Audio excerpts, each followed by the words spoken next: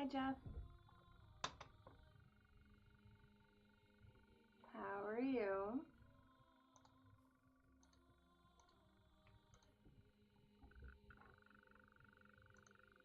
I was trying to get my headphones to light up, and also I think they're crooked, but I don't know how to fix that.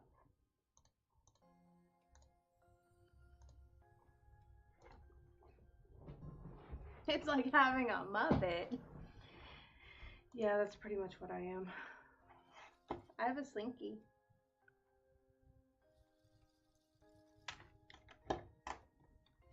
And a bee.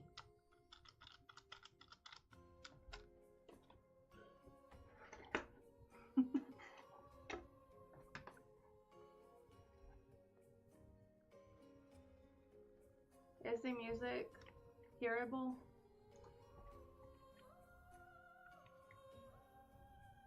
What the freak is that? Okay.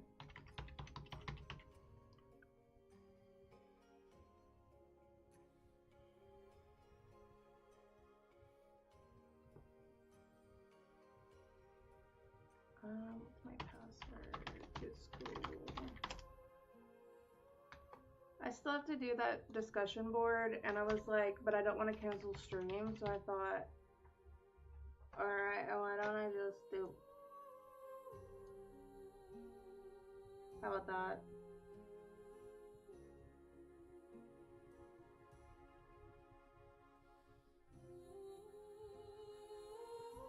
I don't want it to be like super like taking over the stream loud, but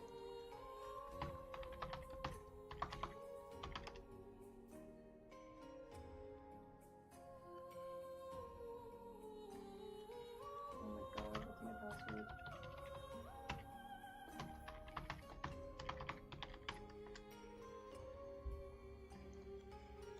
This is Clear Obscure soundtrack.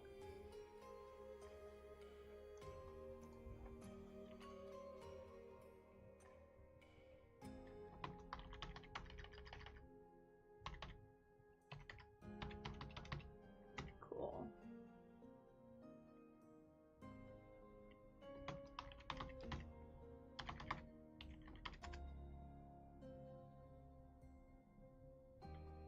I would show you what I'm doing, but that puts what school I go to out publicly.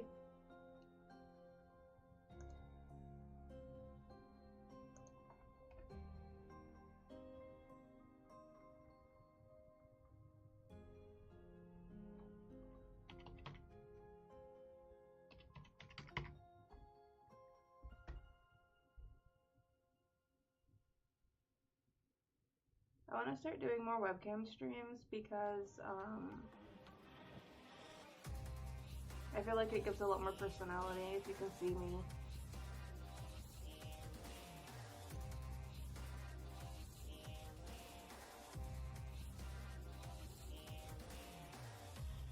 What song is this?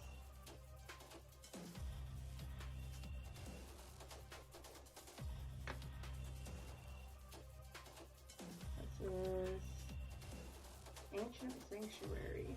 Megabot number 33.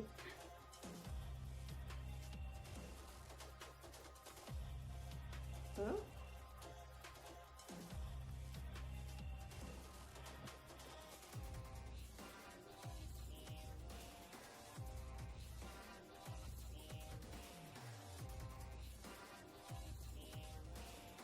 Okay, my school just had a shooter drill.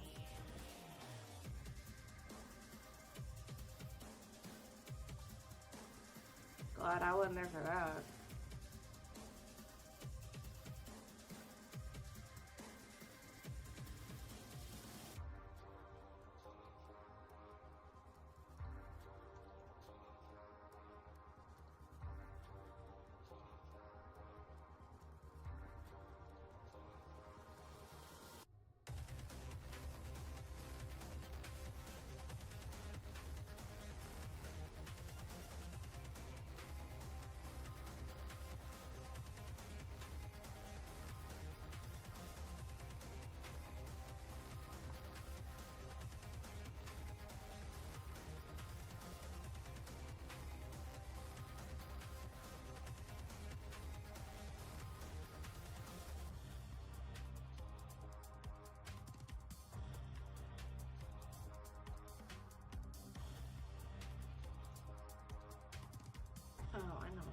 I was wondering why my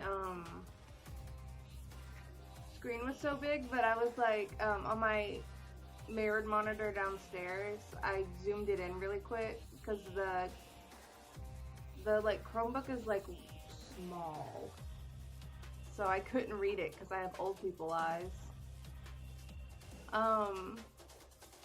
Let's see what okay, I've got a history of radiography discussion board initial post. The next big Steam sale is going to be on the 29th, which will be excellent because I won't be so far into poverty then. I can pick up some stuff. I'm up for suggestions. I'd like to keep it to like cheapo games though.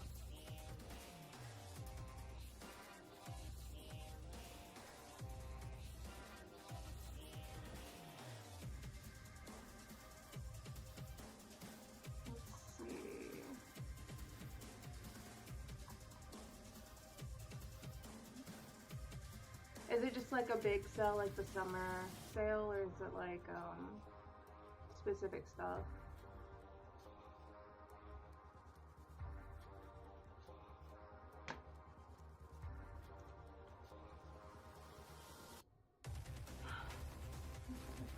Possibly Hollow Knight, yeah. And then I can play a Silk Song maybe.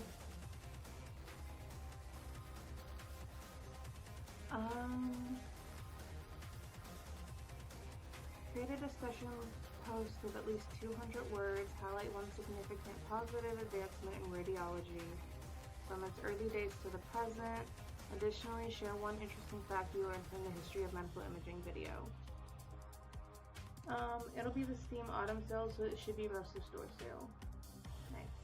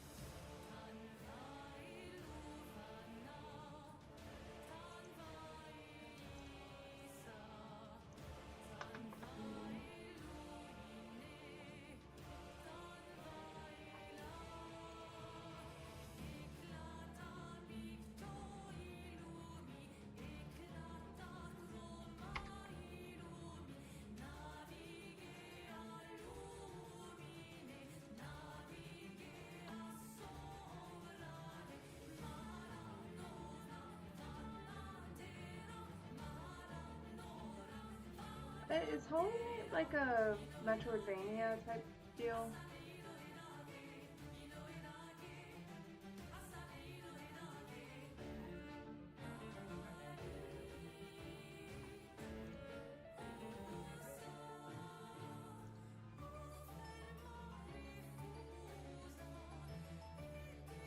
Yeah, I also need to play the Souls games.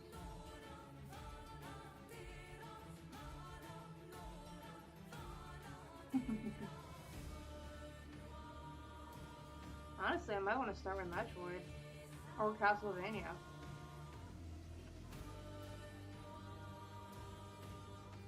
Bloodstained, Blasphemous. Lots of bees. Bees? I'm scared of bees. Is that the one that's like, terrible might have a curse? What is a man? Blood.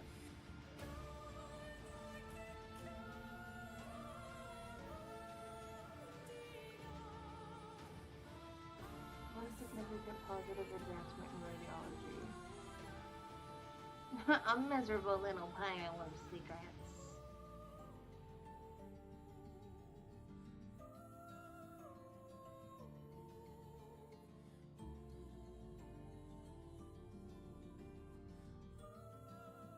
I don't think you can see because I don't really have a light good for it, but my face is covered in glitter. Let's see.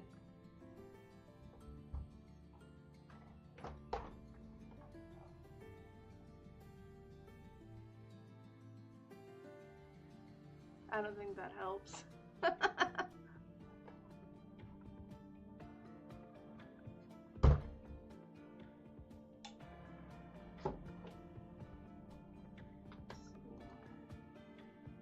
need my textbook.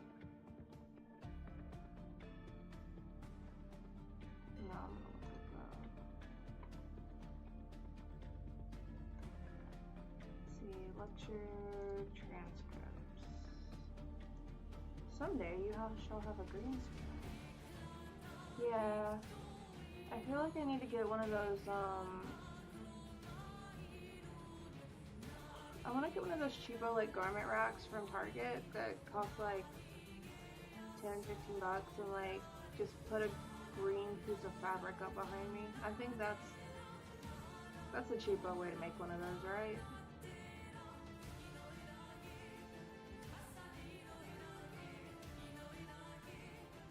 Then I could, like, put myself in space and stuff.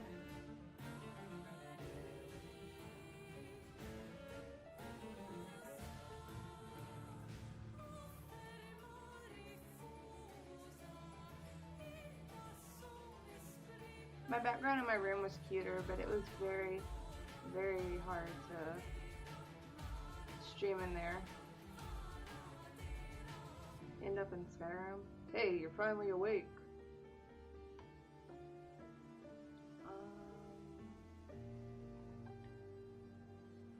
Lecture transcripts.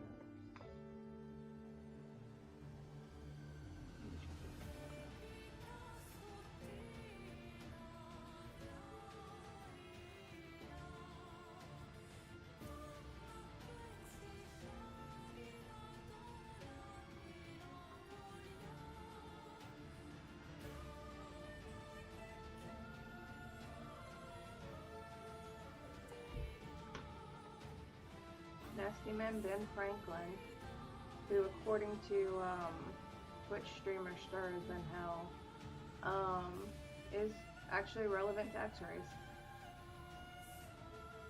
Because, you know, you need electricity.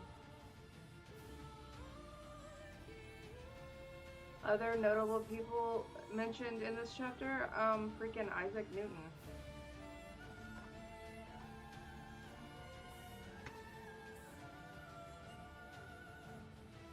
I wrote that he's in hell in my notes so that later when I forget that clip and I read it, I'm gonna be like, why did I?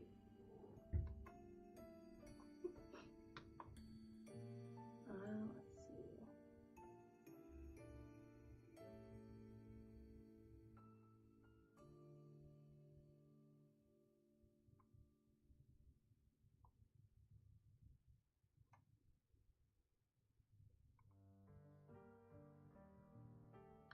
Did you know that they had portable x-rays in World War I? What do you mean you're gonna be a bad influence?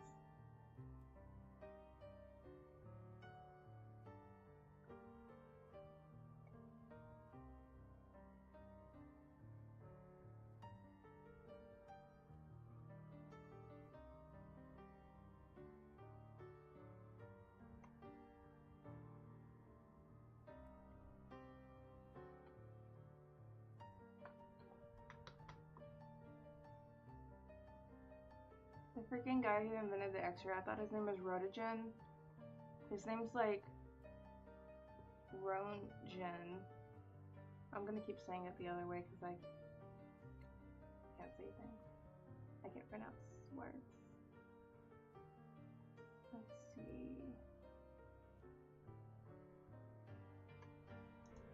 Maybe I should also get the PowerPoint.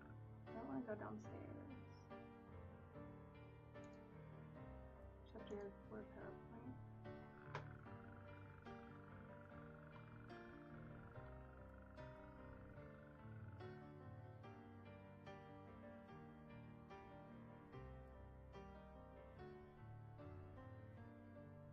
Let's see.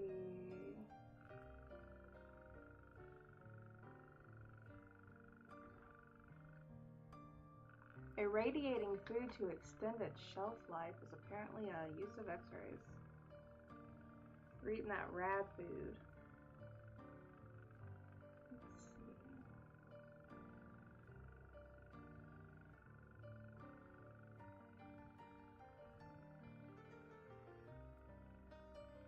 Looking at these like old people, do you ever feel like you want to get a portrait of yourself done?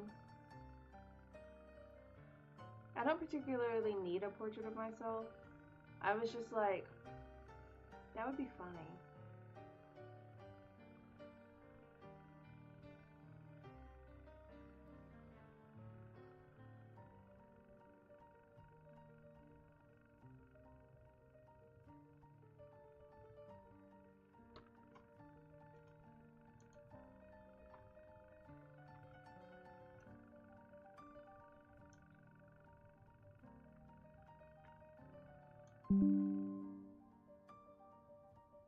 You need a horn.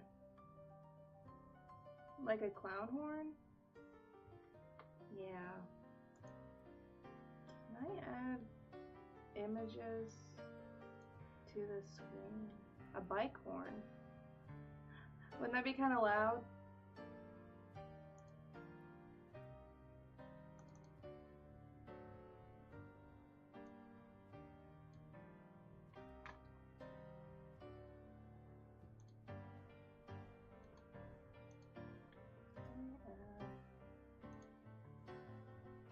Just something to honk, yeah. I'll get one of those chickens. I want a picture. Image.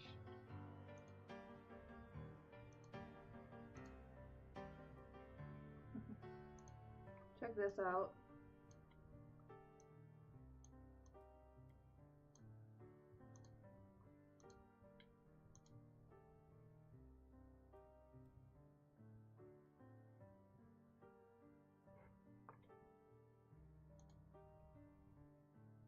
Whenever you have an awkward moment, just honk it and be like, I'm a clown. The unfortunate thing for everybody except for me is that I don't really feel awkward on here. Okay. Let's see. This is a picture of Roentgen's wife's hand.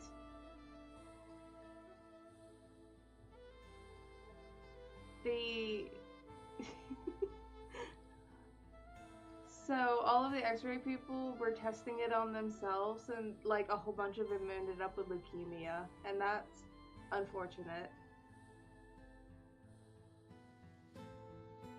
But I think they knew x-rays were, radiation was not good. I guess I really had nothing else to test it on.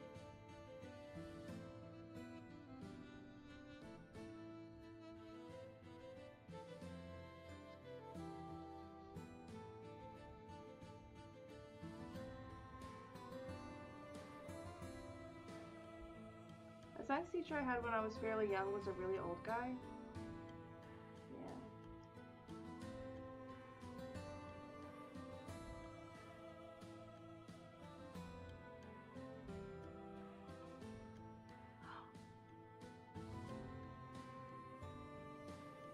Wait, you tell me as a kid in department stores that have little x-ray machines you could just play with? Like put your feet in and see your feet bones and wiggle your bones? Yeah, but you could also go to the carnival or like the state fair and get a picture of yourself. Like, oh wait, let me pull up that image.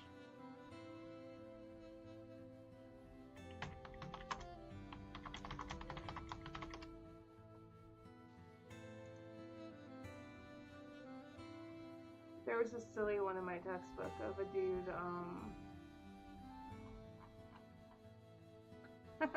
that's the secret, man. They did. When they were playing around with radiation, they everybody got really sick. But it happened like years later. I actually have like, I'm gonna be taught a whole lot about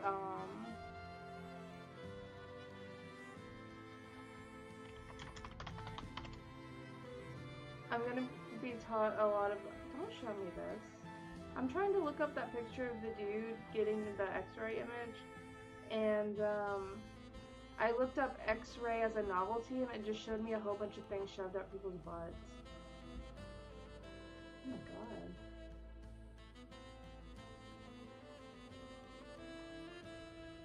Yeah, it's actually really safe now.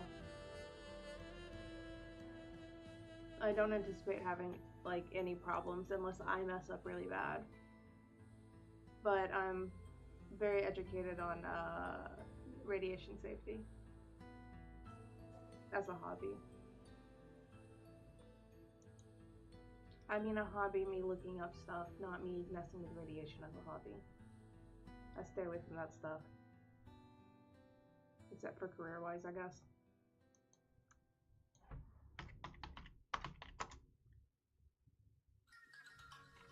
I've got a few x-rays, but I've gotten way more MRIs. I've had x-rays, I've had MRIs, CTs, CT is CAT scan, I think. There's a lot of imaging.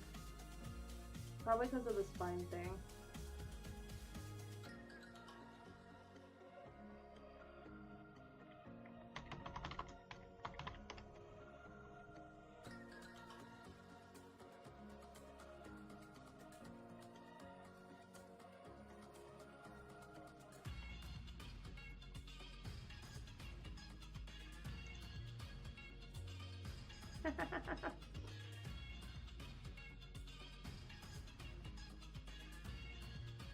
Huh.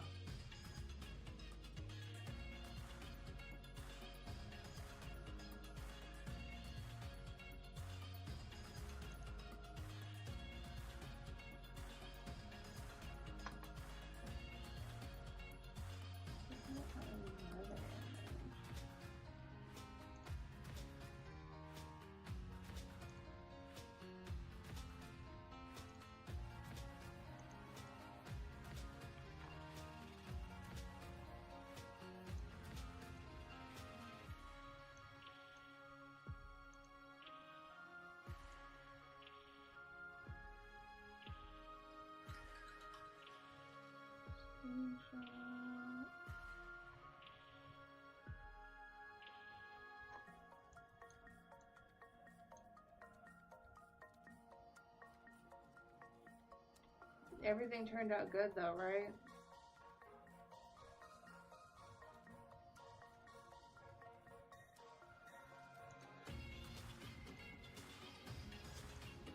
Good.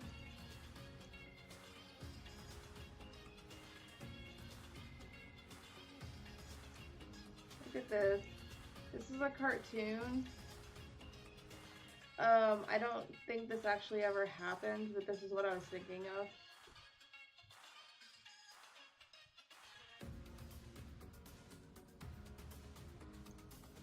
But in less extreme cases, I think you could just go to the state fair and get a little novelty x-ray done.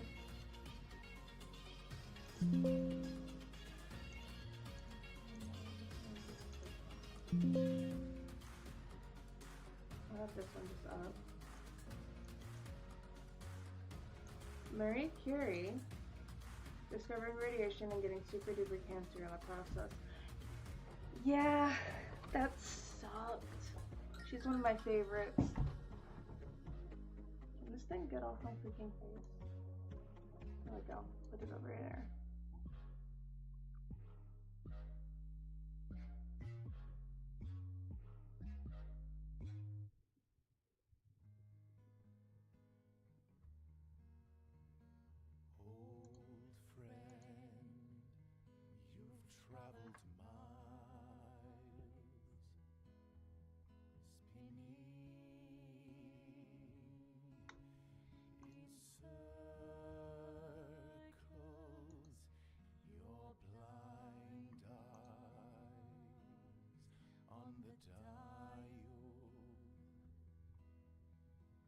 Stripping out the colors. A man whose steps leave no trace.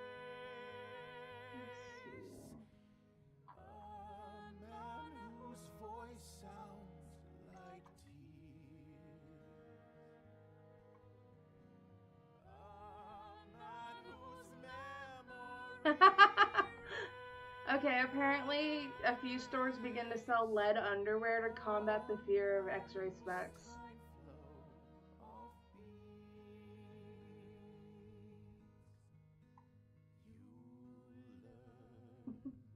That all is not in vain.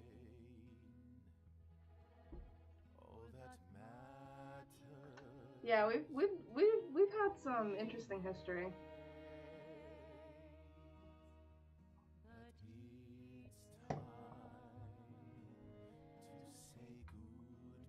goodbye.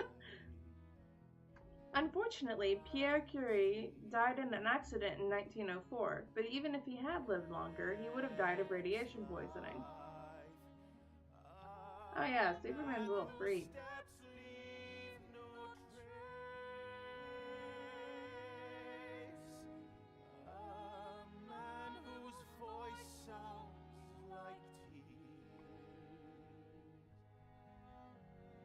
Marie Curie developed the first mobile X-ray units and trained French and American soldiers to become X-ray technicians. This is now a radiation stream.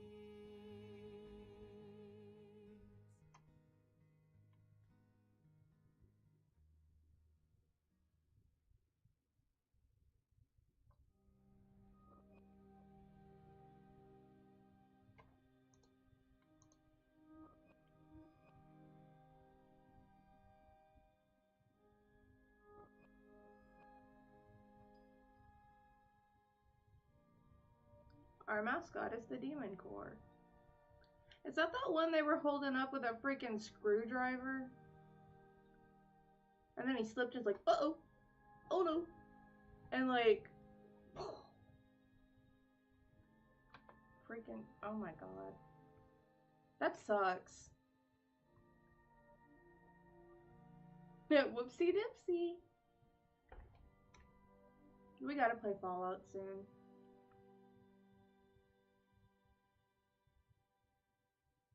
There's a lot of whoopsie dipsy stories in Fallout.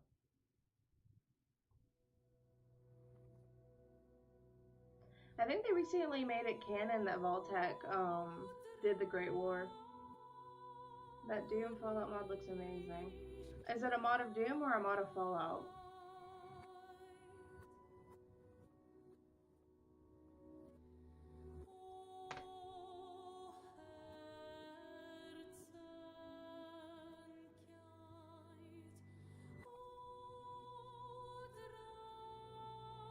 A mod of Doom that makes it look like the stop motion cutscenes in Fallout 1.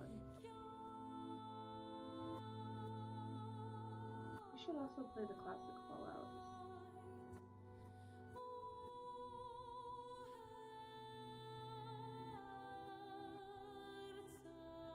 I think you're playing through Fallout 1 in first person that way?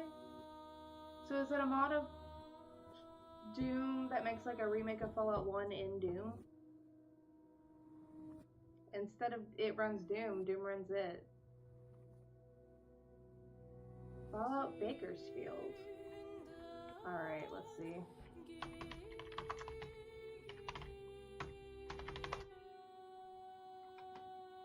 This is an upcoming fan-made total conversion mod for the Doom source port GD Zoom. Recreating Fallout as a first-person shooter.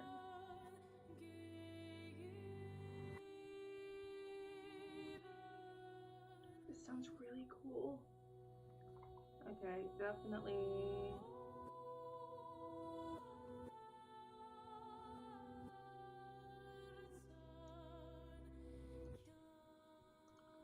Let's see.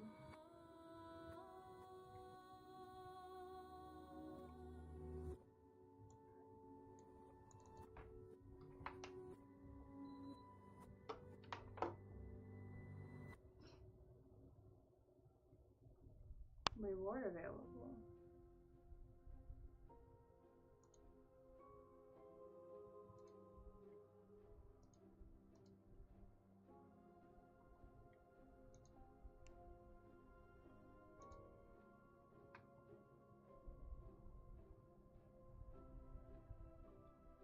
You'd be down to watch me just play the original Doom.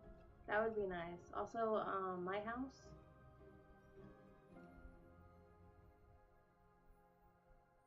Maybe I'll play Doom, what is it, 1 and 2, and then I'll play my house and get it from the perspective of a person who's played Doom. Because I've already watched it as someone who's never played Doom.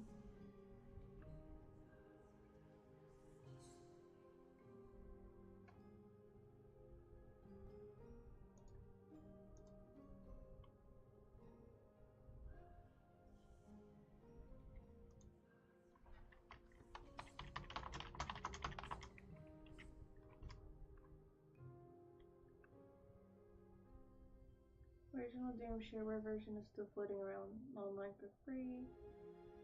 7 levels or so. Like a demo. Custom themes.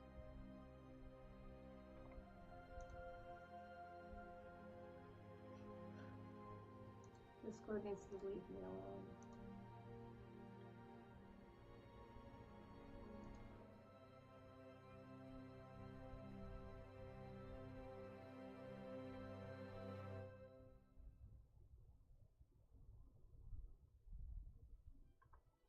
I wonder how, because the playthroughs I've seen do not incorporate the outside of the game stuff. And I wonder if I could do that.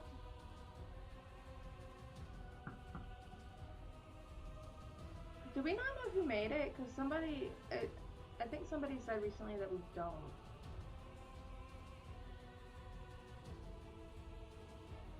But yeah, I'd want to look through like the journal entries and like the original forum posts and stuff like that.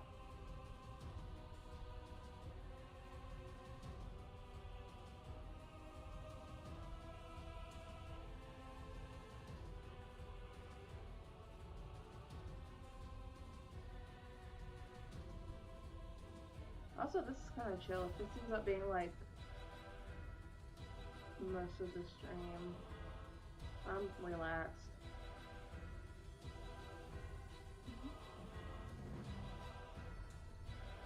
Oh, they have the most mysterious song on the internet on there, and that's actually been found.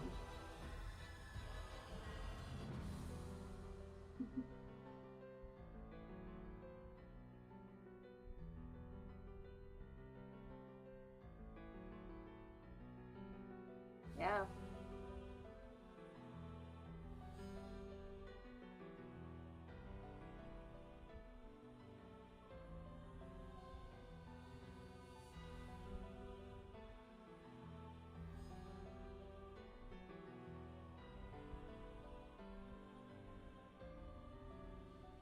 And honestly, the place they found it,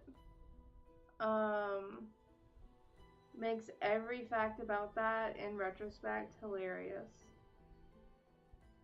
Because the dude, and I'm talking about the everyone knows that she's got ulterior motives. Tell the truth. Yeah, the guy posted that to the forum, and then when people started questioning him too much, and people were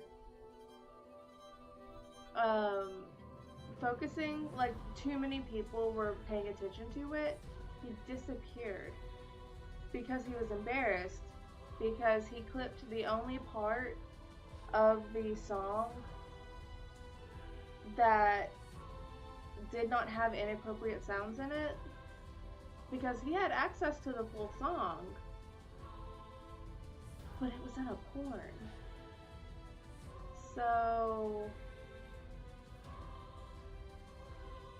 now it wasn't made for that, it was just somebody's song that got like put in there, but like oops.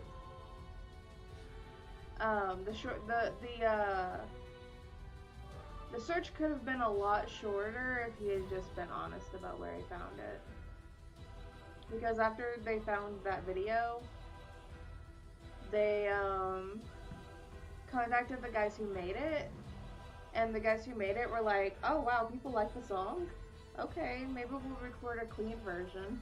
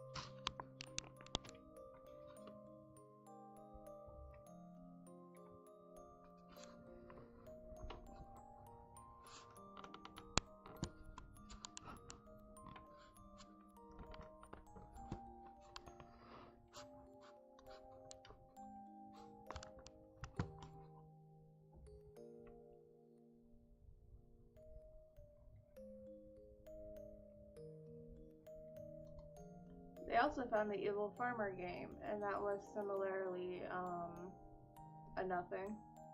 Well, I mean, the song wasn't a nothing. It was just like, oh. I would say that's a pretty successful search. The Evil Farmer game was just a dream somebody had while listening to a video. Which I would have liked to play the Evil Farmer game, but nobody's made it yet.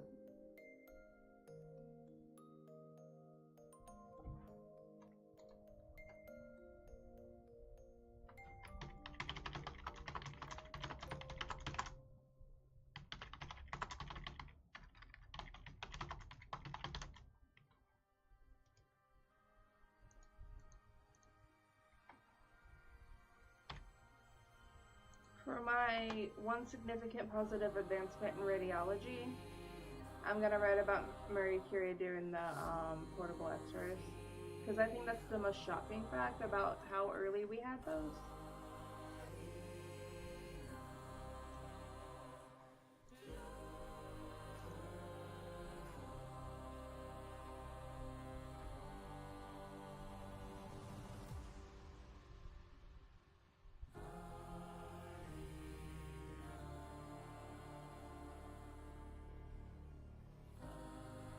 Oh, this is the Game Over song.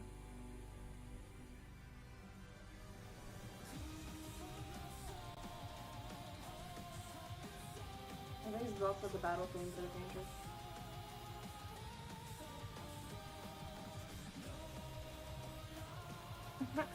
In all the confusion surrounding a new invention, people soon developed profit-making ventures such as X-ray cures for headaches, circus attractions, and X-ray records and glasses. The abuses were rampant.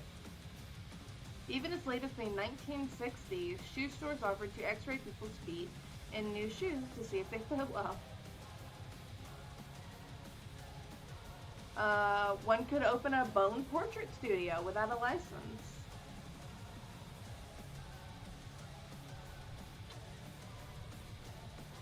Oops.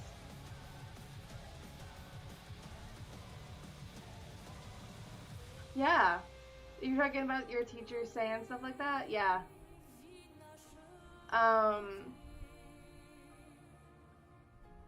It wasn't until later that people were like, hey, maybe we shouldn't mess with this stuff. People are getting sick.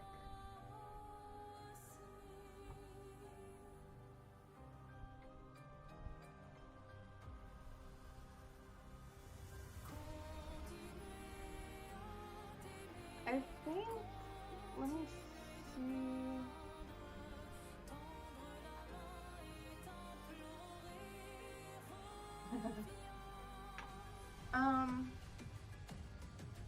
I think. Oh, this is a song everybody goes crazy about.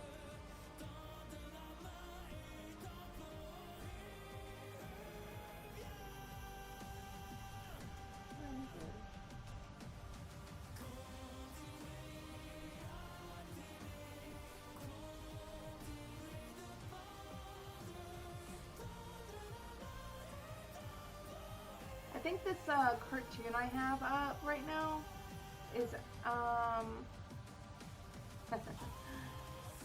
this cartoon I have up right now is actually, I think, a advertisement for a bone photography studio. That's what it says. A bone portrait studio.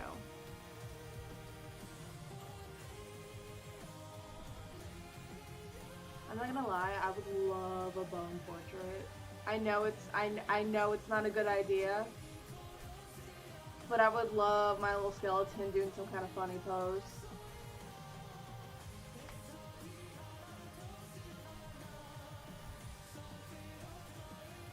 If it helps, me and Birdie are obsessed with Expedition 33. So I wonder if we can, like, peer pressure you into doing it.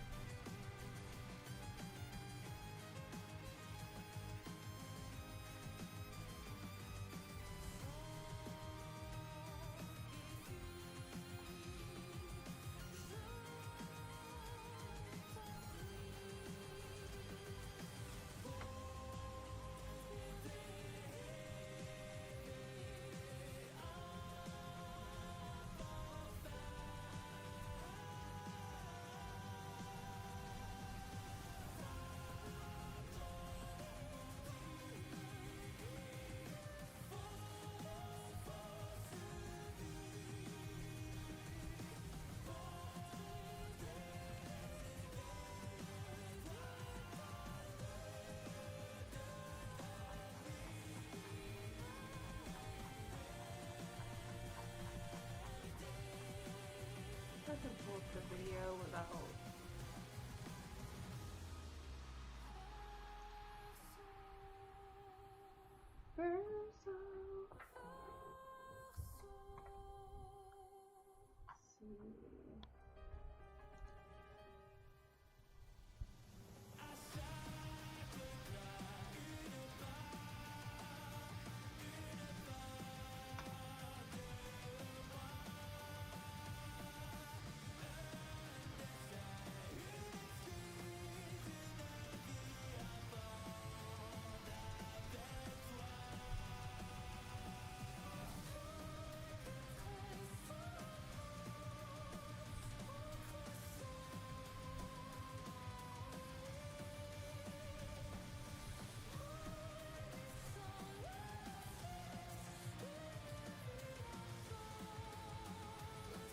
Skong? What is Skong?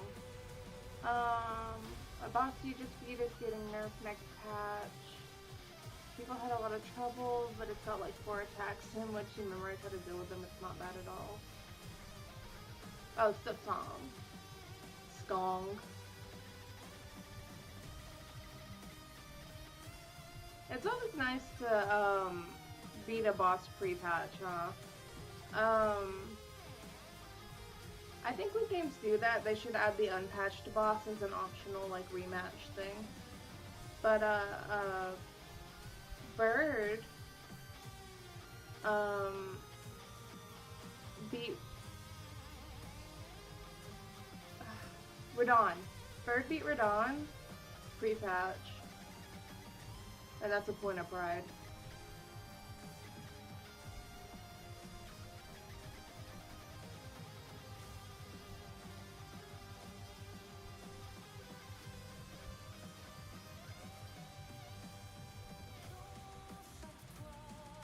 November 8th is now World Radiology Day.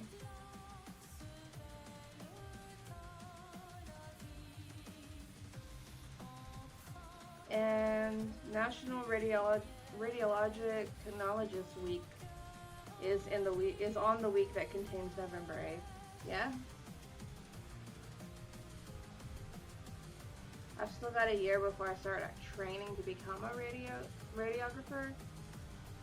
But I'm excited. Let's see. Roentgen won the first ever Nobel Prize in Physics in 1901, but donated his prize money to the university. He refused to patent the invention, thank God.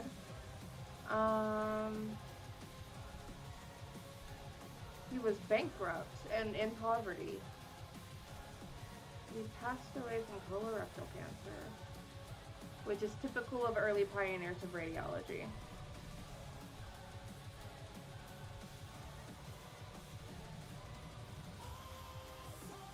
So he came up with an invention that revolutionized medicine and saved so many lives. He refused to patent it so that people could afford it and use it freely to do more advancements, and it killed him, and he died in poverty. Jesus.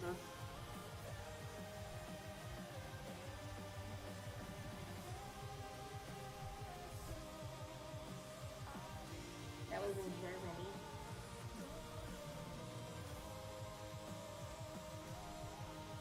What's the other thing on my screen?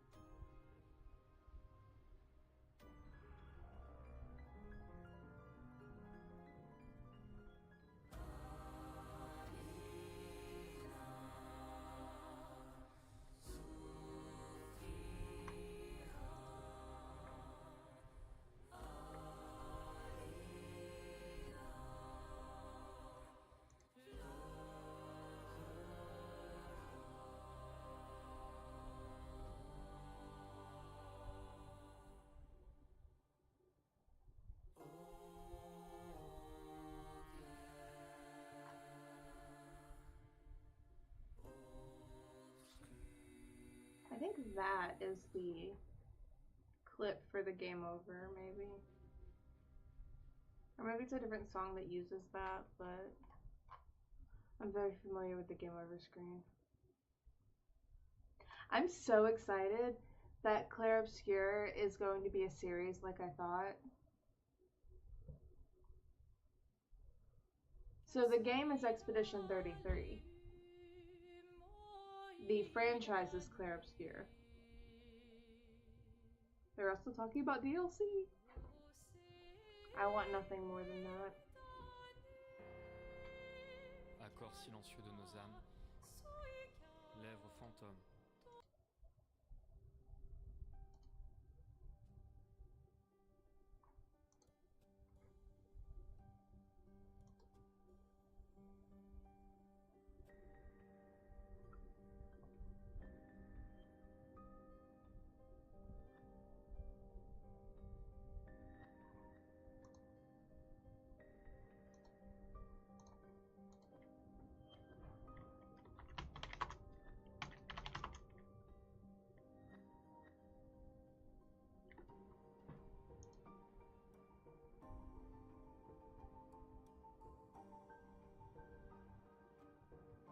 I only have to write 200 words.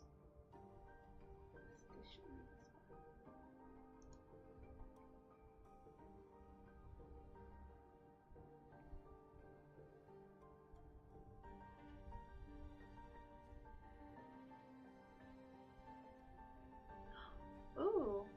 One of the first radiography programs in the U.S. was in the University of Tennessee at Memphis, which is around where I'm from. Happy.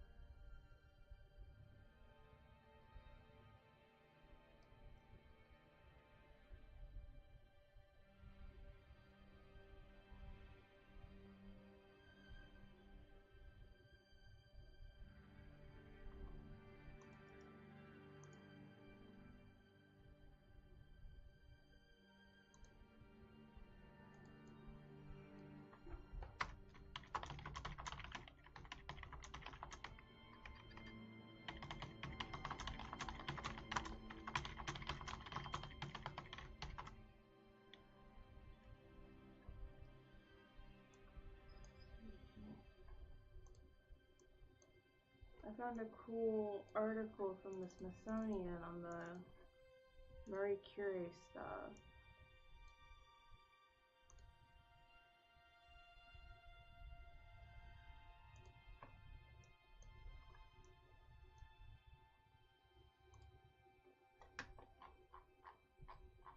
Let's see.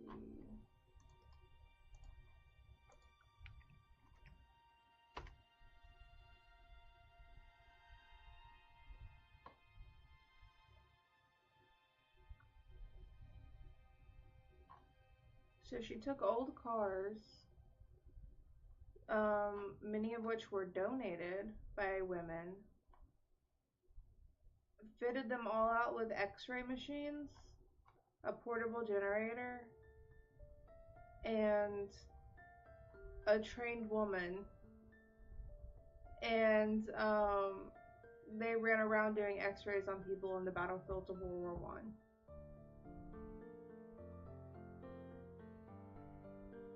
That's insane.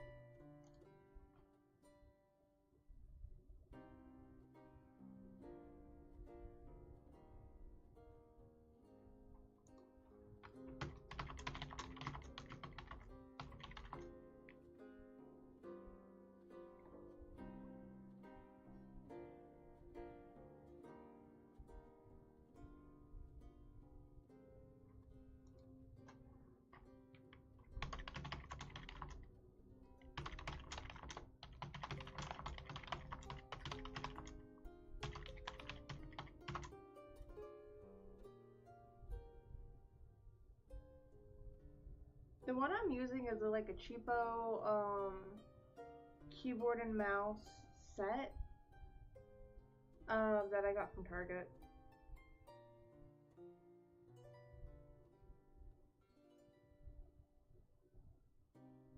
It's kind of breaking down, I think, because I changed the battery and it's still cutting out sometimes.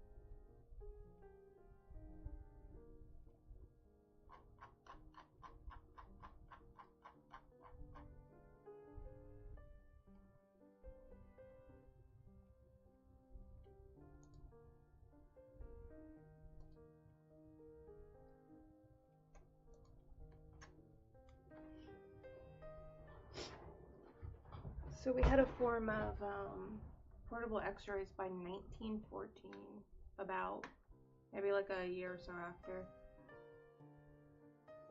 What dog?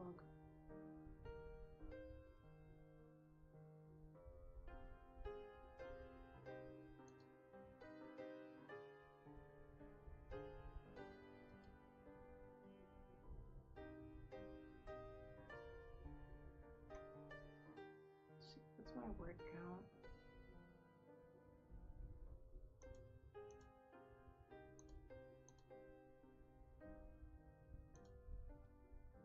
I'm at 81 words out of 200. I've got so far. The advancement that I learned about this chapter that surprised me was how early we achieved portable x-rays. I was so interested in this that I did some more research. When World War I started, for her in 1914, she created a portable x-ray in a car by loading up an x-ray machine, a photography doctor of equipment, and an electric generator. She got more cars donated from women in Paris and trained women volunteers to run them. The cars were nicknamed Lil Furies.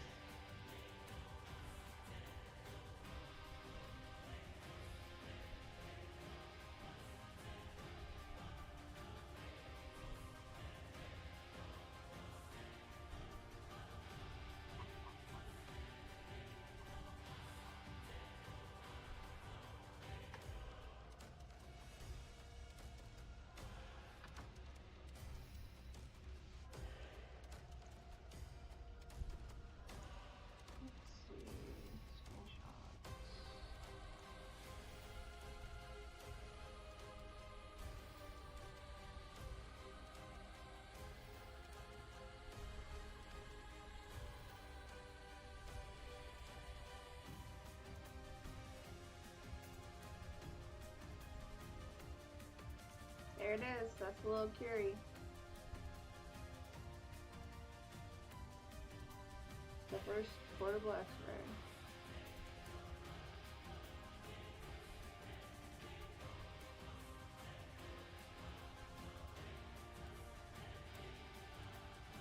Isn't that freaking cool?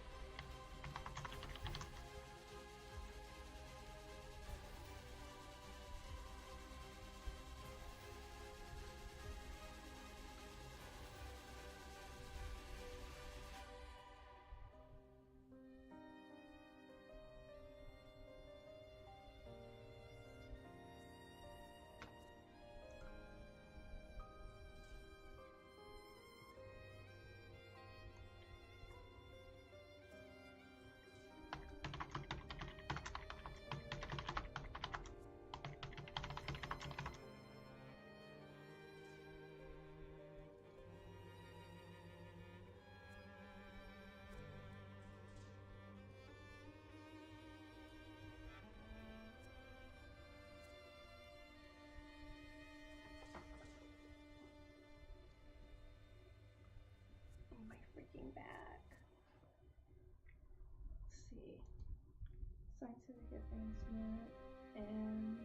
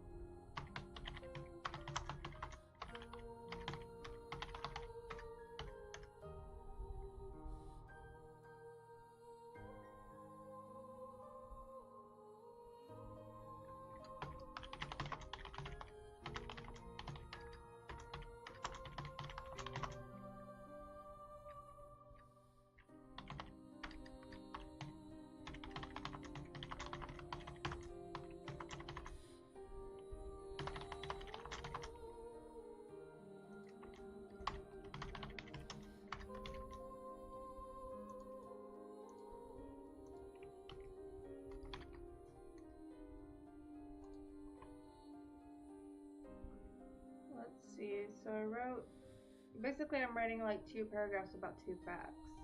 So first I wrote about Marie Curie and her little Curies.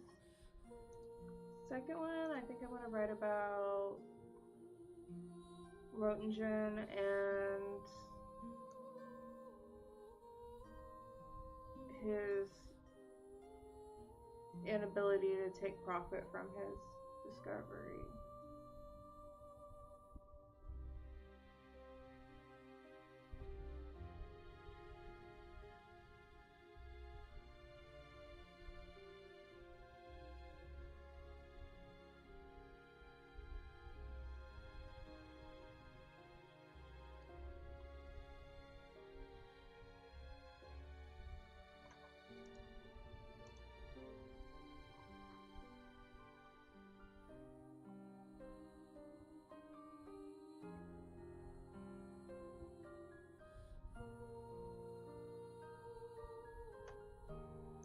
Wilhelm Conrad Roentgen.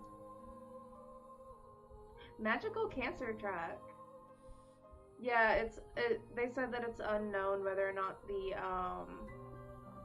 little Curies killed her or if it was her own like private radiation work.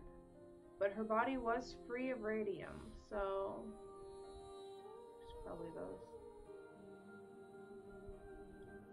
But I think she thought it was worth it. Because imagine how many lives were saved because they had x-rays in World War I. Jesus.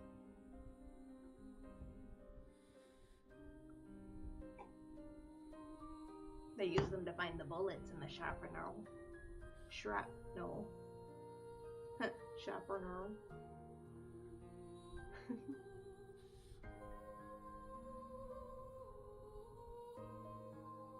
Yeah.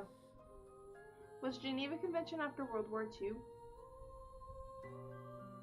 Freaking pyramid knives. Are you talking about like the triangle ones that make you bleed?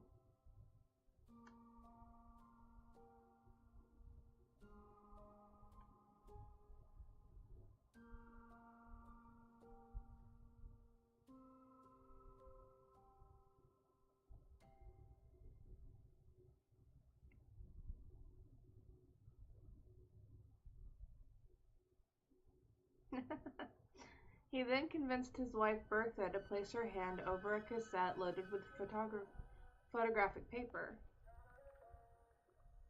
They're just really hard to sew up. Yeah. The exposure took 15 minutes and became the very first radiograph of a human. When she saw the x-ray of her hand, she exclaimed, "I have seen my own death!" Intentionally making injuries that make things hard for medics is effed up. Yeah. I feel like the entire concept of war is pretty effed up.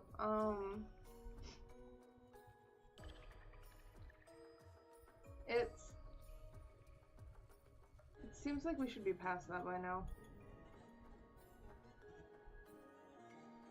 I think we should take the leaders of the countries that want to do a war and just make them fist fight to the death, and then that can just be the war. Imagine a gun that shoots bullets that make wounds where if you try and treat them, a bear trap snaps your hands off. Isn't there a bullet like that? That sometimes it goes inside you and then you try to get it out and then it like blows up again. I don't think it's the intended use for the bullet, but I think that happens. Oh wait, if you try and treat them, a bear trap snaps your hands off? That's what happened to the doctor and the thing. And we could probably all agree, the thing was, that thing was messed up.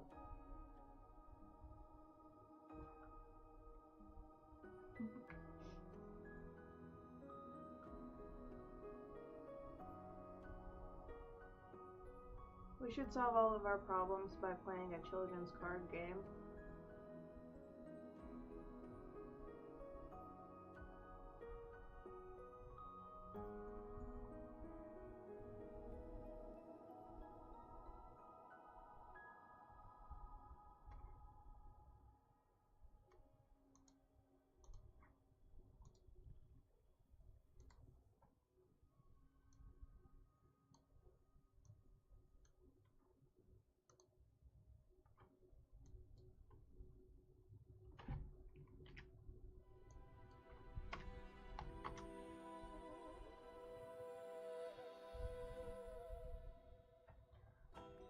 Card game stream.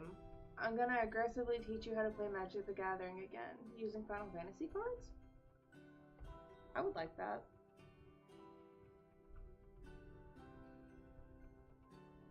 I could see myself playing exclusively Final Fantasy cards. I want a Final Fantasy IV deck.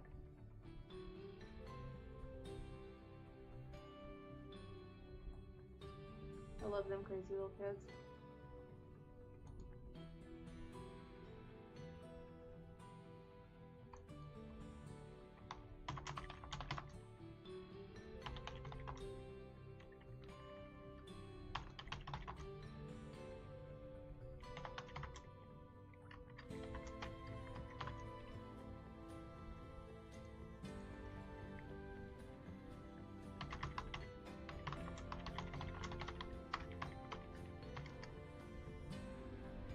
I love the King card, and honestly the Cecil card is really cool too. I have a Golbez deck.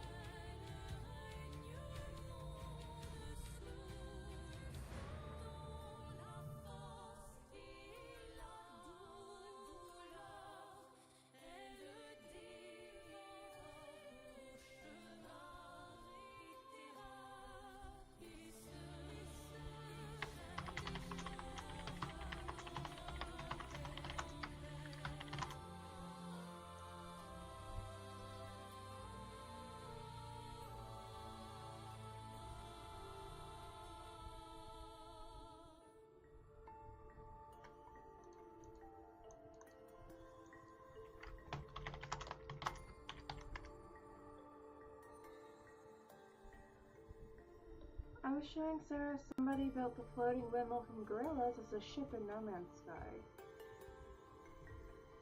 Can I see? That sounds awesome. You can build ships?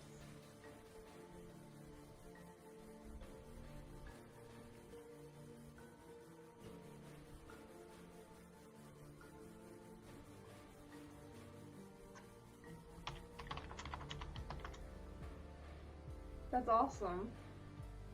I want to build the high wind.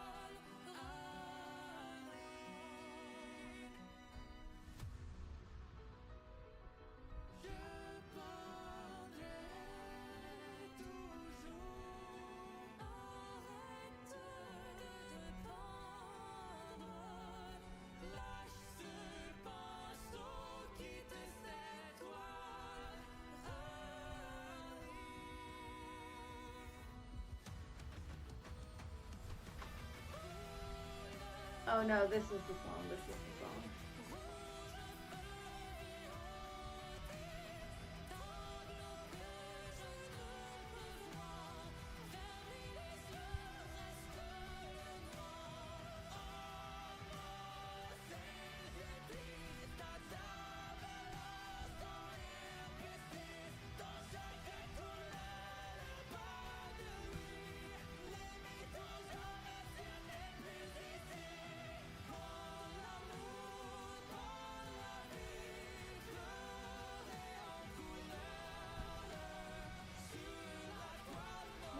some other shit at some point.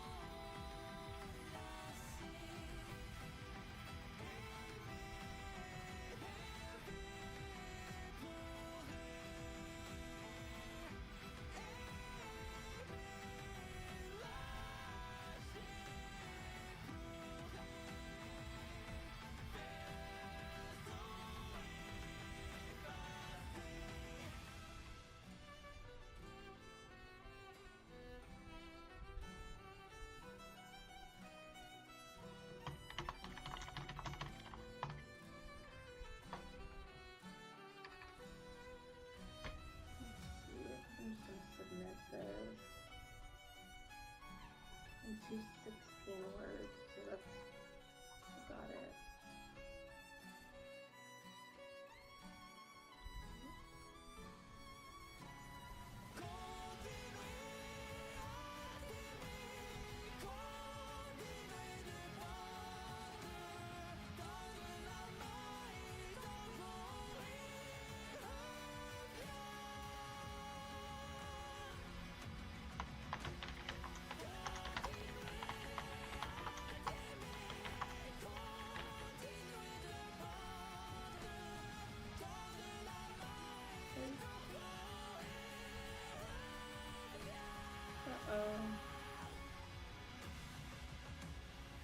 Why did I do it twice?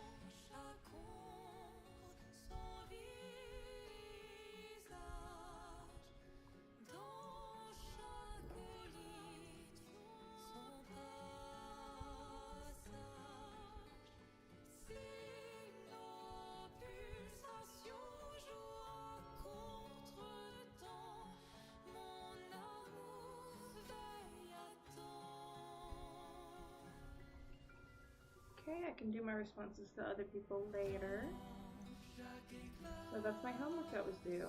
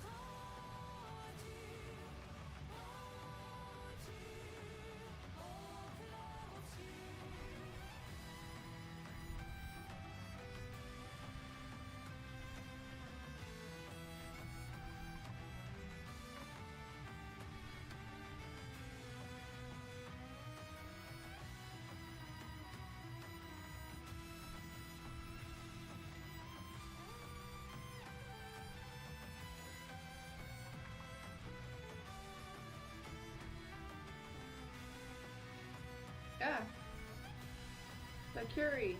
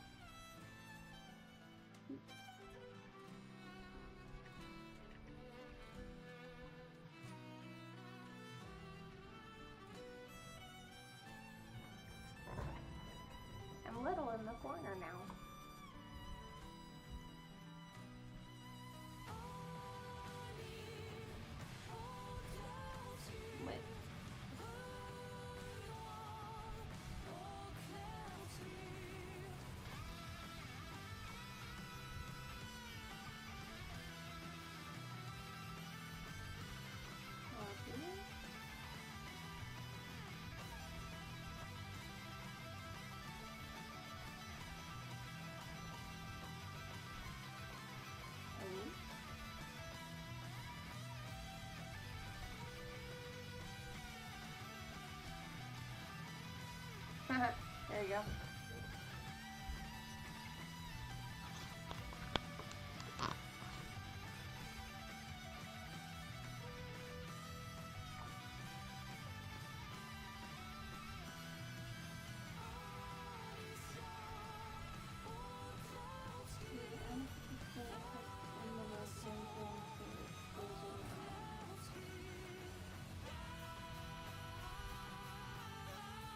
Oop. Ah.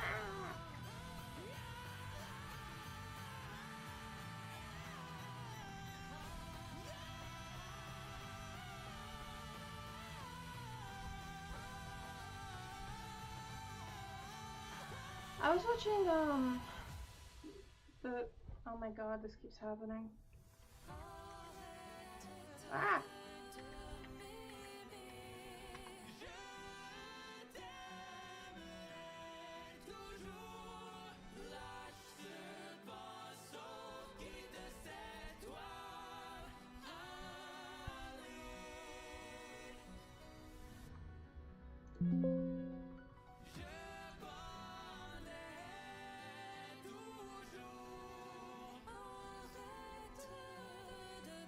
Okay, there we go. I was watching people I play. I mean, watching the people I watch play it. It was funny.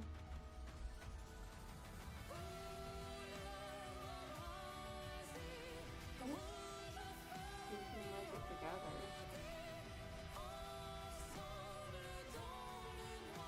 Alien event.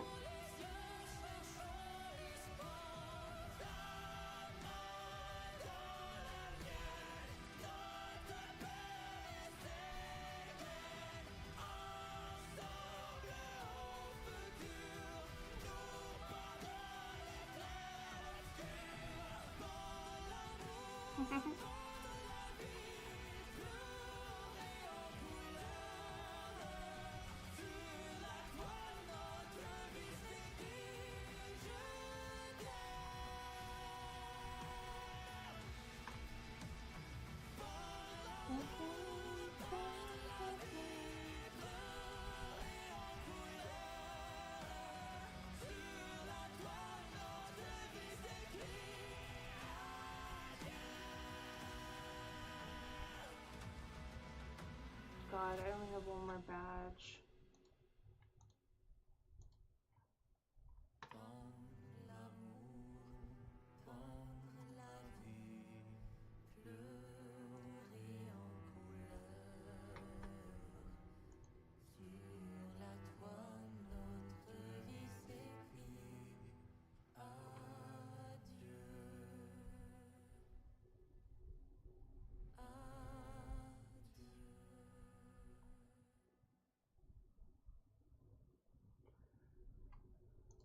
What is this game like?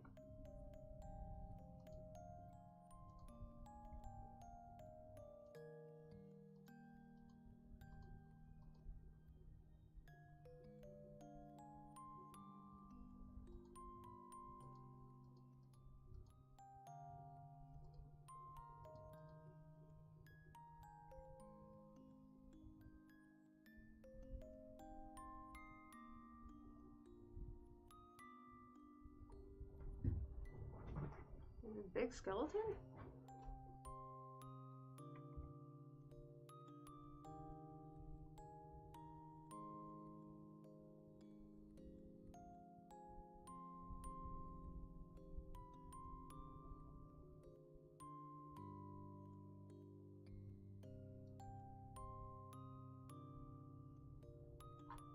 Let's play this for a minute. I've got about 2.5 hours left.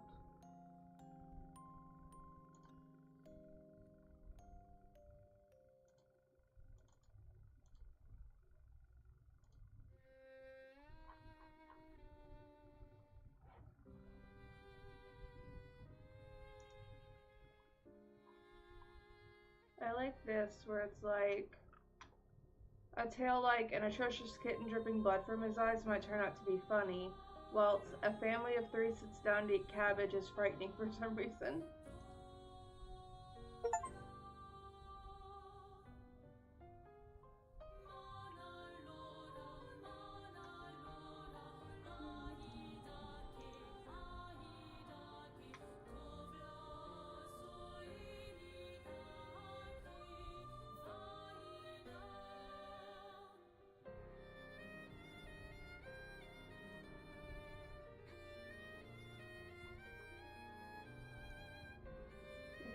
this. Let's take a little break real quick.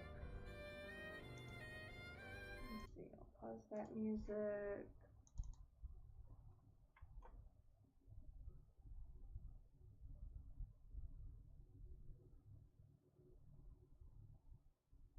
Thanks for hanging out while I've been doing my schoolwork. This has been very fun. Wait, there's a freaking intro video.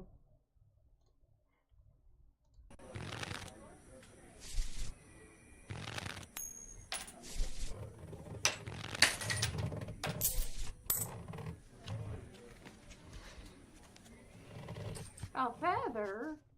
Night has fallen and you're weary from travel. Stars fill the sky above, and in front of you is a brightly lit wooden house. There's no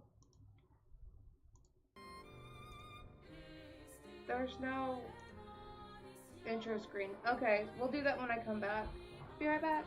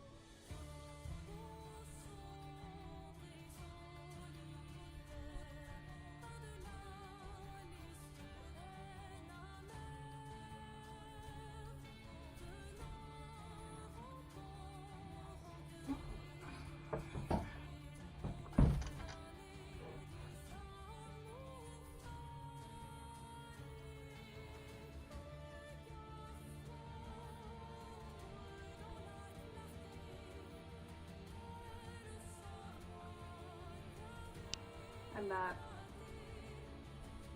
Let's see.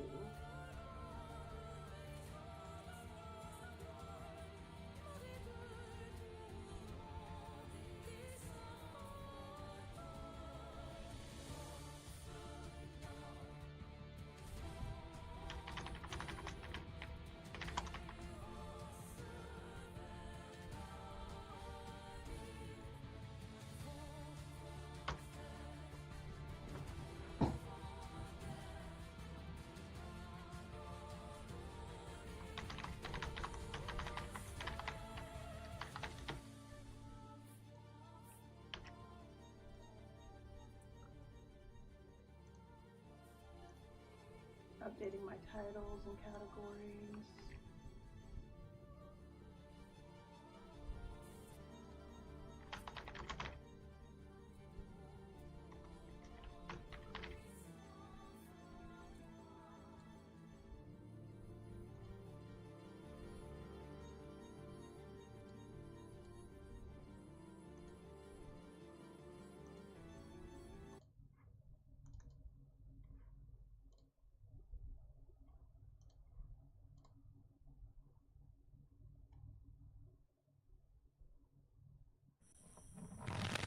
Here we go.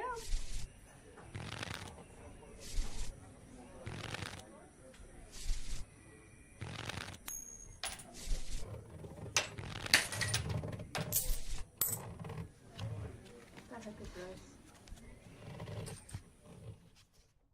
Night has fallen and you're weary from travel. Stars fill the sky above, and in front of you is a brightly lit wooden house, the only building you've seen for days. Bruh, I forgot my apple juice downstairs.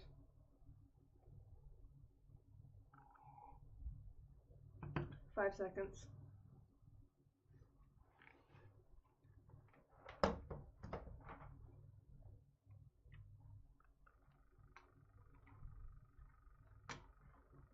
Let me...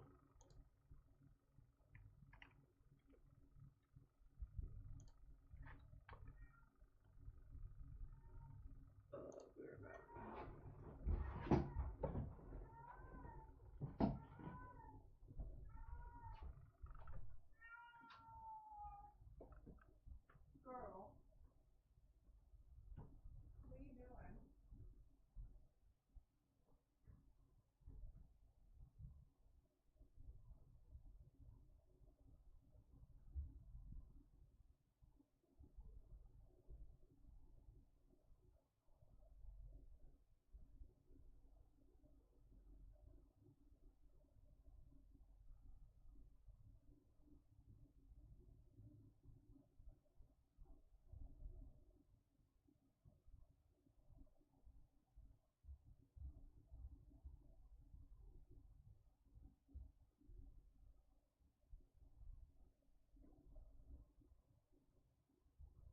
I'm gonna freaking get you.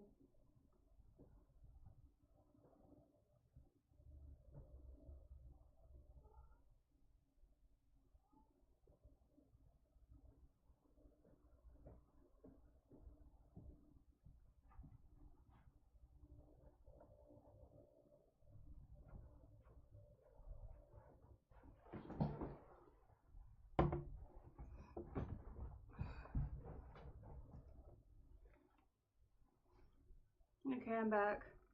Herman has joined us.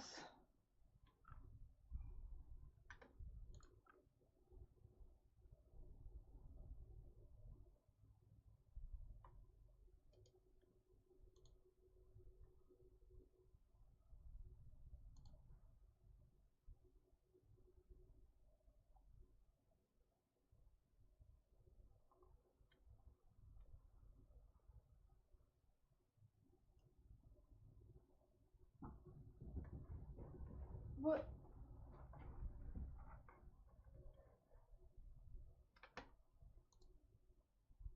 Go to the house. You walk toward the house, hearing the sounds of laughter and talk as you reach the door and push it open.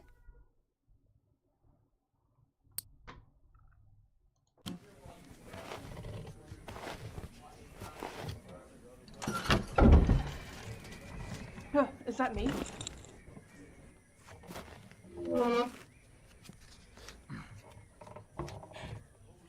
You sit down and join the game. It's a cheap buy-in, and not many of the other players are very good. The lady fiddling with dice gets good cards, but has no real strategy. The man to your right seems to just hold on to the highest cards he has, regardless of suit or any consideration of matches. Who else is here? The man in gray across from you, though, he's good. He's good. He already had the largest pile of coins when you bought in, and while your winnings grow quickly, you can't quite catch him.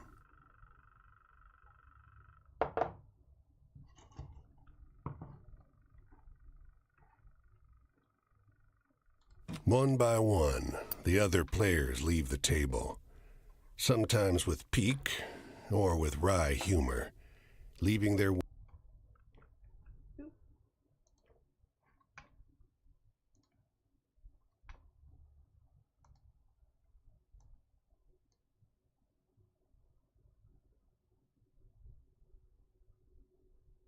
Yeah, there we go. winnings with you or the man in gray. Peek. Is he a wolf? Who's this guy?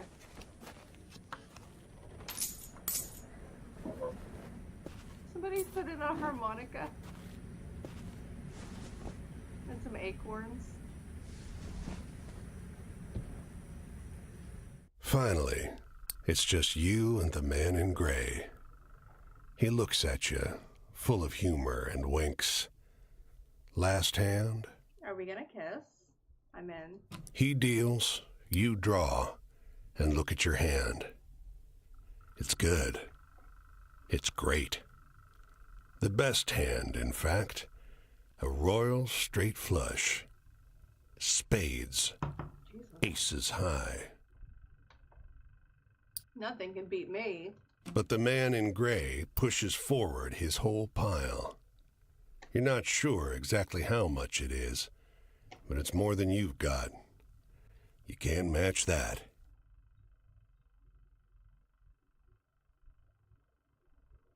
He's lying. The man in gray stops you. Now, if you like, I'll let you wager your word. I know you'll be good for it. Just promise you'll pay the debt, however I ask.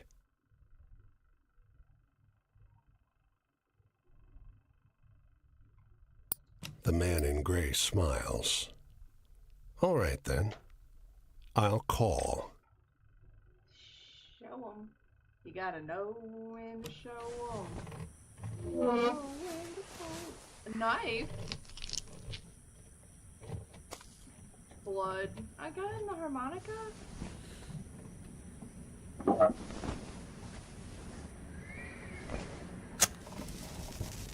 Ah!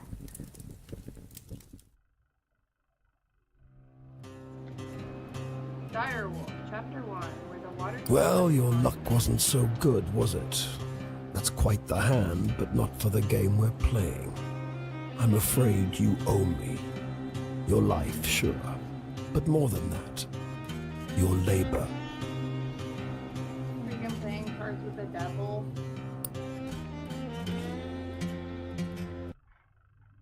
Let's see. Just this good. I'll try to do that without it. You see, this land is built on stories. It's one big story, this country, woven of many small ones. Few of the small ones are strictly true, and the big I really need this to be like windowed. story is mostly a lie. All the stories and songs and myths and legends start somewhere, with a seed. As they're told and retold and passed around, they grow and change to become the stories we know. To pay your debt to me, you'll be carrying stories, finding the seeds first and then spreading them, propelling them onwards so they can begin gaining strength. This is no light task. Stories are heavy. Why'd you have to double demon trick me into doing this? I would have done it anyway. Most of the stories you'll find will be small seeds. They might be true, but they grow wild and unbelievable with the telling. The more important stories are the true ones, the ones people will tell you about their own lives. Those often get lost in the weaves of the big story. Recently, me and Bird watched the movie Big Fish, and I think that's very, very relevant to this. The more true stories you can find and tell, the more you can weave that truth into the big story. Tarnish it a bit, perhaps, but isn't a dingy and battered truth better than a shining lie? Now, go ahead. You tell me a story. I'll trade you some information about your task.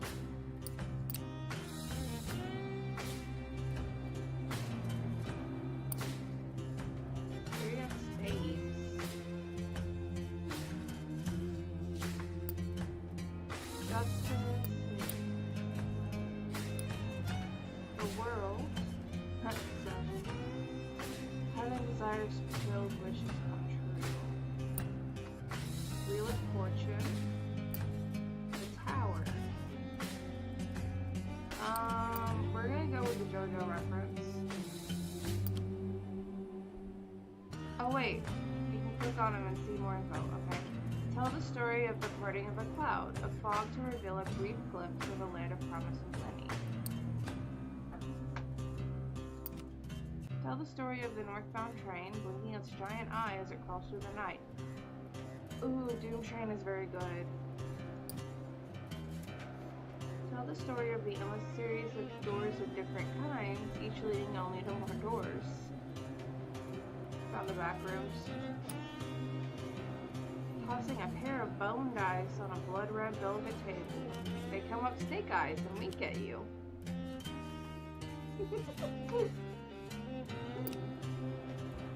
The story of a black and gray city where every building is filled with desiccated corpses.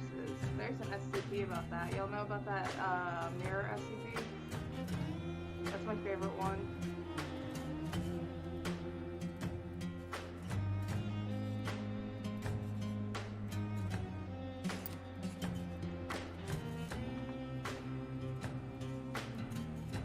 I'll strip away your flesh to make the journey easier, but still you'll feel pain.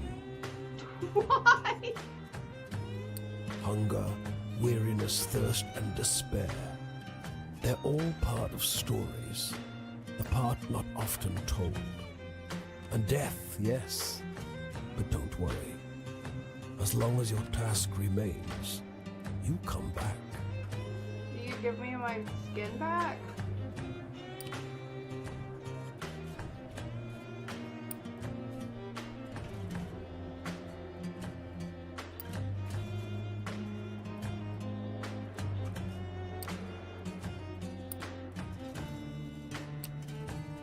The backrooms one.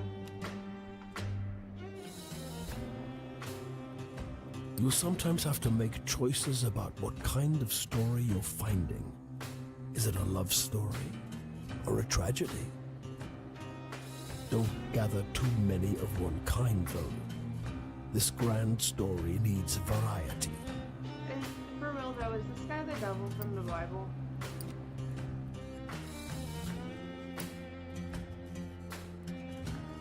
Flirty dice. It's just luck. Funny how bad luck seems to follow the folks who already have problems aplenty. Tell me about it. Well, try your luck out there in this country. See how the dice treat you. It's not all bad. You'll have to work hard, but I'll give you the gift for seeing the true shapes of people. Not many who can do that. Okay, that might be worth my skin. Maybe, if it's cool.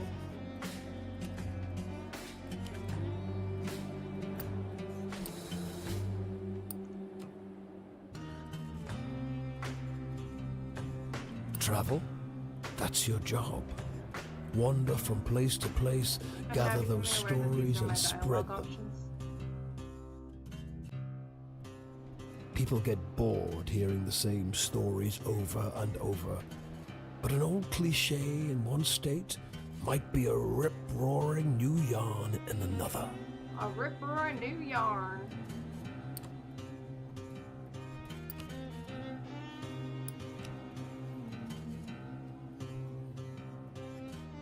Your deepest desires, your greatest wish, heaven?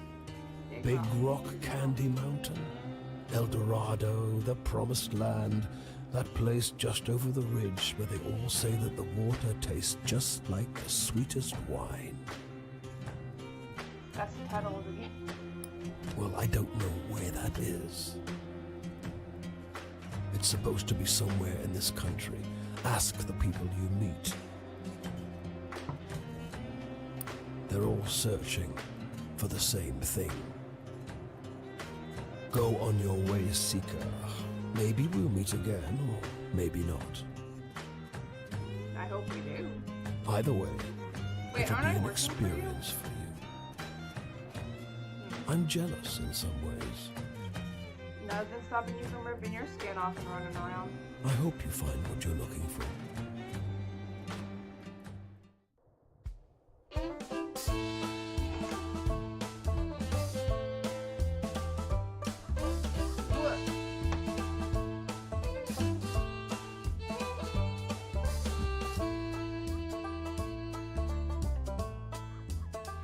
Well, I'm gonna scroll my name on the bare bones of the earth. I'm gonna dig my heels into the ground. Am I allowed to have this song? That very man come for to tally up my worth. I won't leave much behind to drag it down.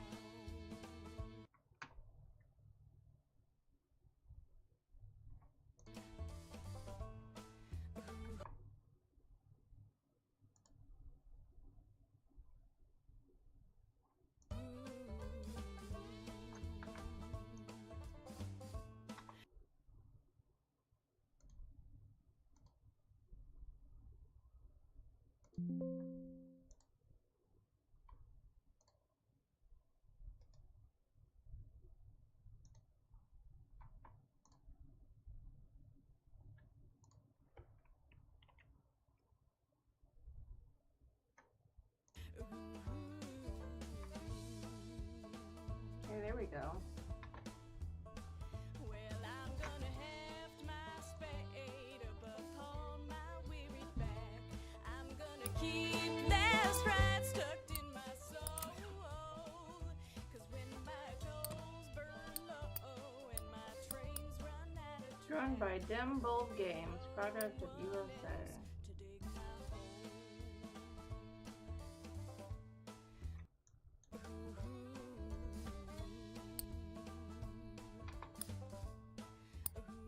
It being window does not let me move my mouse out of the screen. Set the wind and the sea. And when I'm gone empty, they're the ones who'll bury really did just rip all my skin off. Is the music too loud? Oh, dude, I can go to Canada.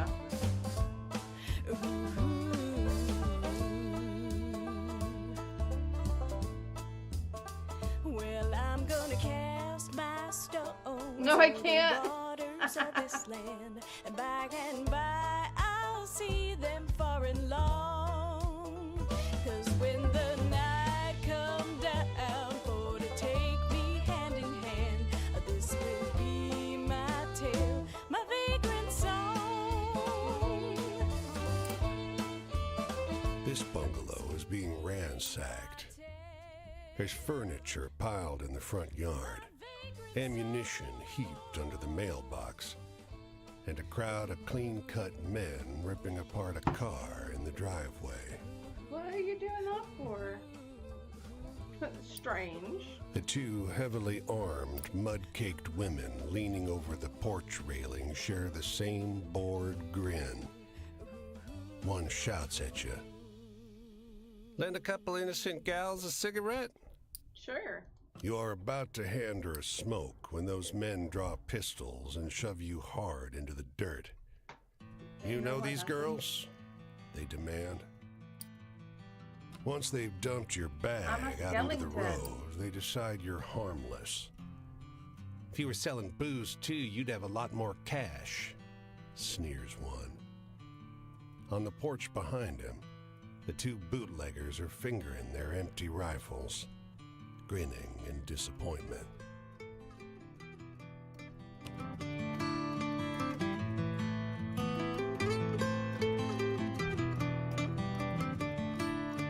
Okay. Well, that kind of sucks.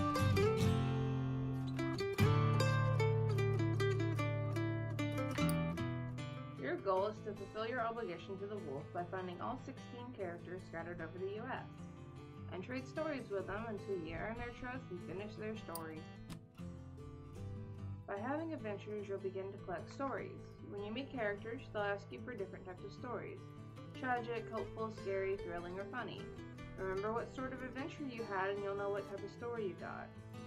Stories will grow and change as you tell them. Once you tell a story to a character, it will be out in the world and you may encounter someone else who will tell you a better version of it. These better versions will be more entertaining when you tell them to characters, so be sure to tell different stories so you have a chance to grow them all. The stories you get from characters are wild cards. They will fit any of the 5 categories. However, telling them will not cause them to grow, so use them sparingly as you're giving up a chance to spread other stories. If you want to swap around the stories you tell, you can do that in the inventory.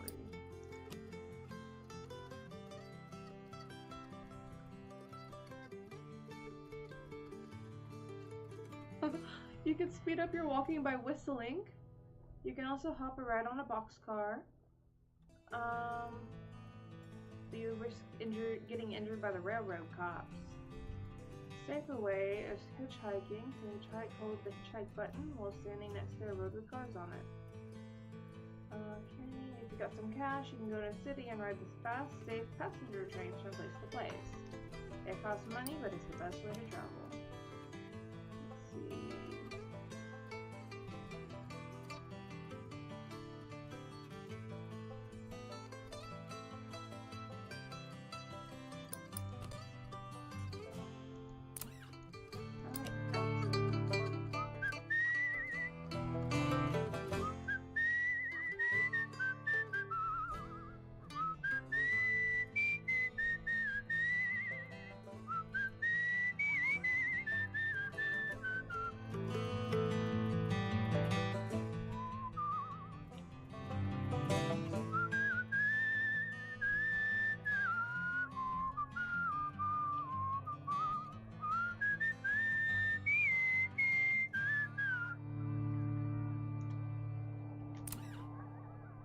Off the road and into the woods, you can't help but come across this package by the old tree tied to a sturdy stick. The cloth wrapping conceals, though not particularly well, something large and softly unsettled. Little eyes blink back at you from inside the bundle. Of course I'm gonna say hello. The shape gives a start. Please don't tell my pa that I'm in here. It says in a small voice. Why not? Pa doesn't want to live with us anymore. But I want to go with him. Don't tell him, please. I'm hiding. You tell the boy you'll keep his secret. You don't see his father anywhere. You don't see another soul for miles. Oh, there's my inventory. A pair of bone dice, loaded to roll snake eyes nearly every time.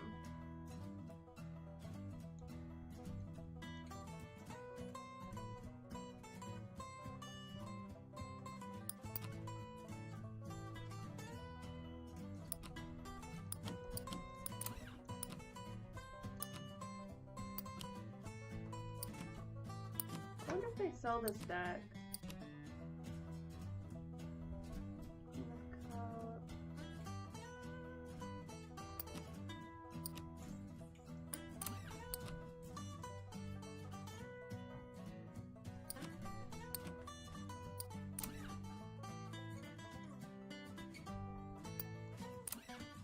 Oh, I'm in Maine.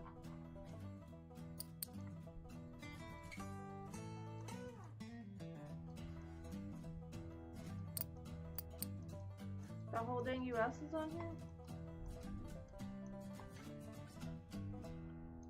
Ooh, wait, Massachusetts, Connecticut, Pennsylvania. Let's go to Maryland. We also need to go down to Mississippi. Right here is where I'm from.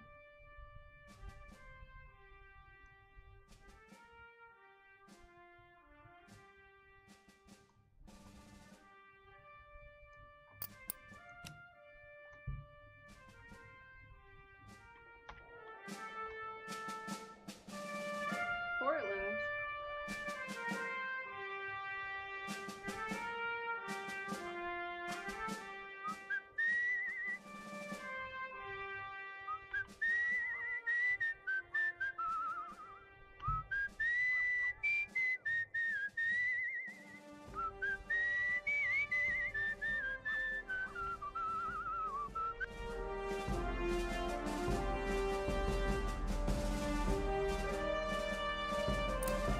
It's a lighthouse. They don't come every year, you know. The old man is sitting at the edge of a rotting old pier, crooked legs dangling over the water. He watches a pair of seagulls preen and groom each other on a rock just off the shore. Why not? Just when the fishing is gonna be good. He taps great, black, thick globs of spent tobacco out of a huge ceramic pipe. I got another year, I guess. That has nothing to do with what I just asked. One more year or what? Another year of this town being here, he replies, letting a grin spread across his face. If the seagulls came, that means enough fish to keep it in place. Oh, that makes sense.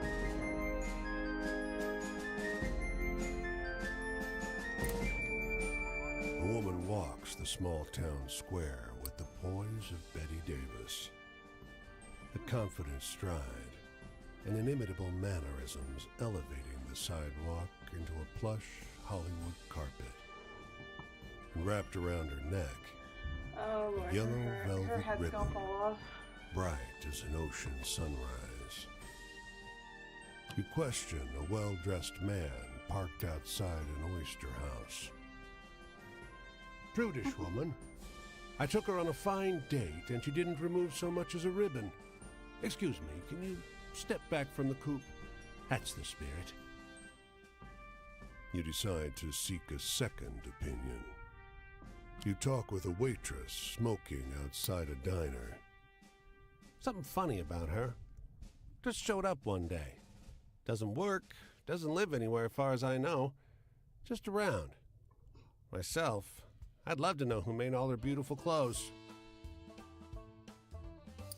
You Well, ask go the ask woman her. if you may join her at a public bench.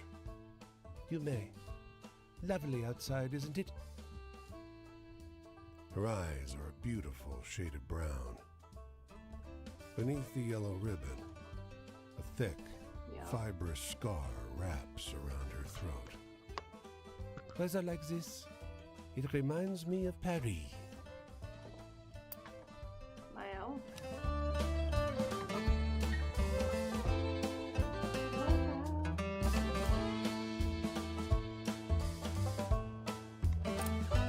You can see storm clouds on the horizon, and you don't relish the thought of being caught wandering this rocky seaside road in the rain.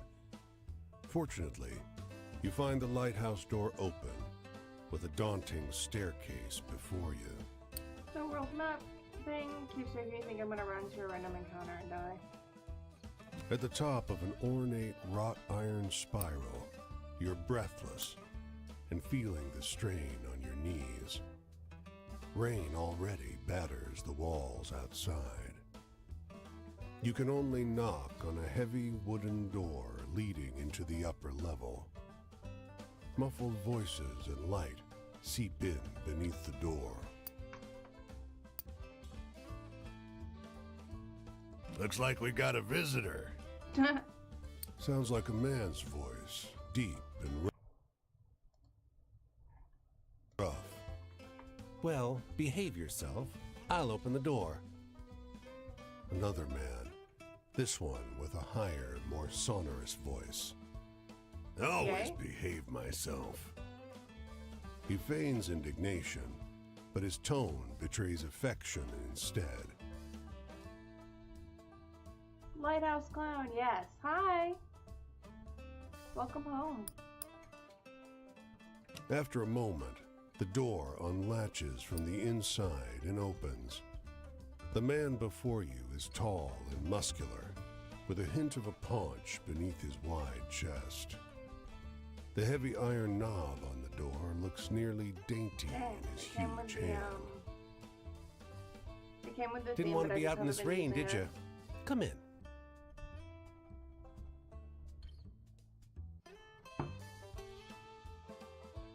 Despite the rough exterior, this room looks like a well-appointed parlor.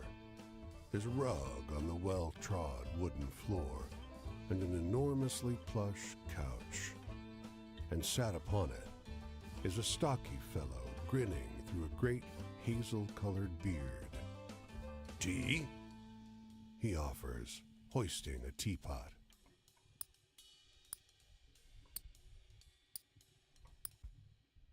What's the freaking icon change? A few years. The tall one sits on the sofa, wrapping his arm casually around the other lighthouse keeper. 5, says the smaller, but by no means small, man. That long? Time flies. We traveled together before that. You must have some good stories from the road, huh? So, this is where the water tastes like wine. I showed up to a card game, and the devil from the Bible, disguised as a wolf guy, tricked me into playing cards, and I thought I was playing poker, but he rips out some tarot cards and replaces all my cards really fast while I'm looking. And then he tricks me into going around and gathering up stories and rips all of my skin off, so I'm a big skeleton going around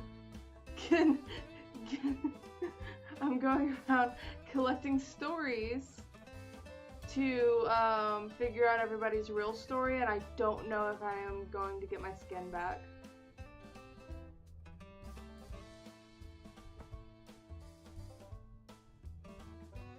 Is this better? Hopefully this is better. And right now I'm talking to 2 gay lighthouse keepers.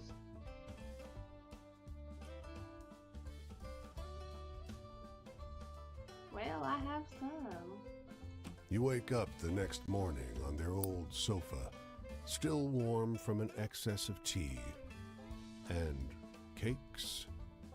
There might have been little cakes. Prodigious snoring rumbles in from the floor above you, and you quietly take your leave. See, I'm a big skeleton.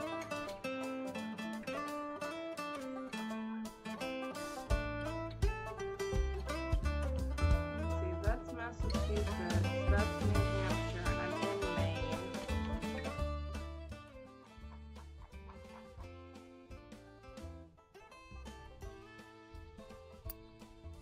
So, I want to make my way down to Maryland.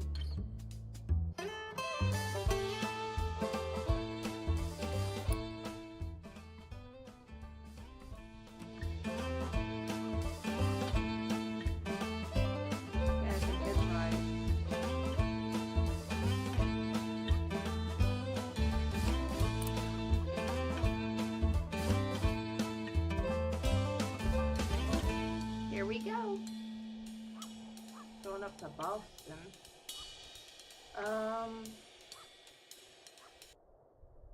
It may be that the game's too loud.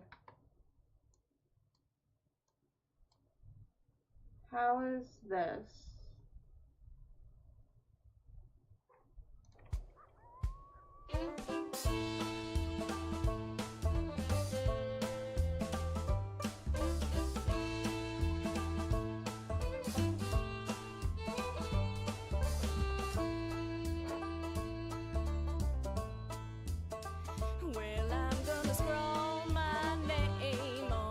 Oh, sorry. I'm trying to figure out what the microphone is picking up.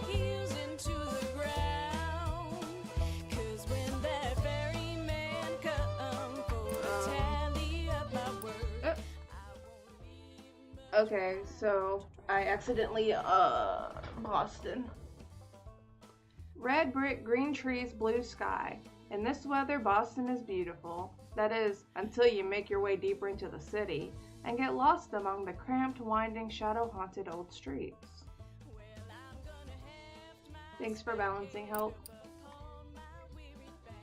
Let's see, let's explore. This city is like no other you've been to. Crooked streets splay out in a maze of narrow passages, no two alike.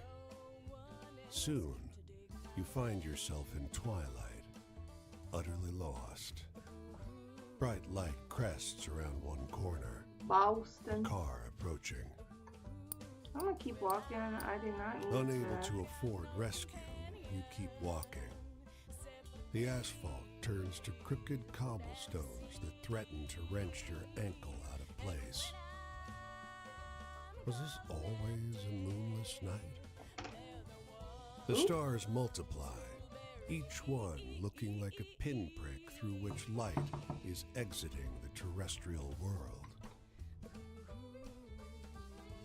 It's hard finding your way through in pitch darkness.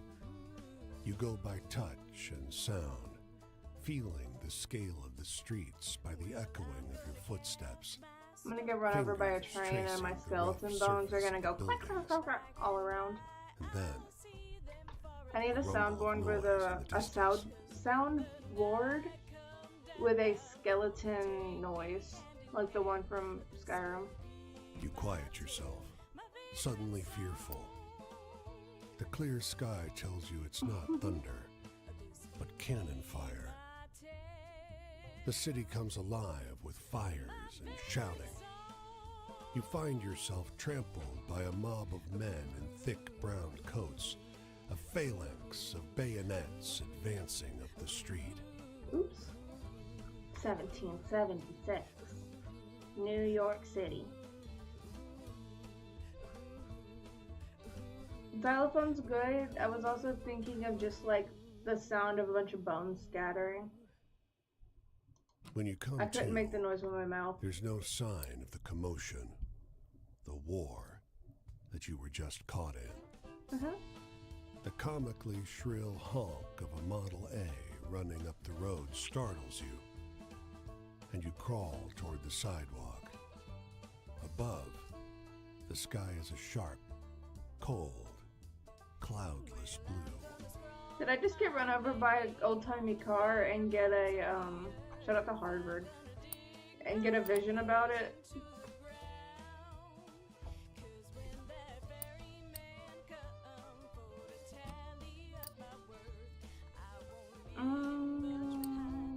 Panhandle. No luck. Either nobody in town has any money to give, or nobody in this town has a drop of charity in their ding-dang heart. Time to go, probably.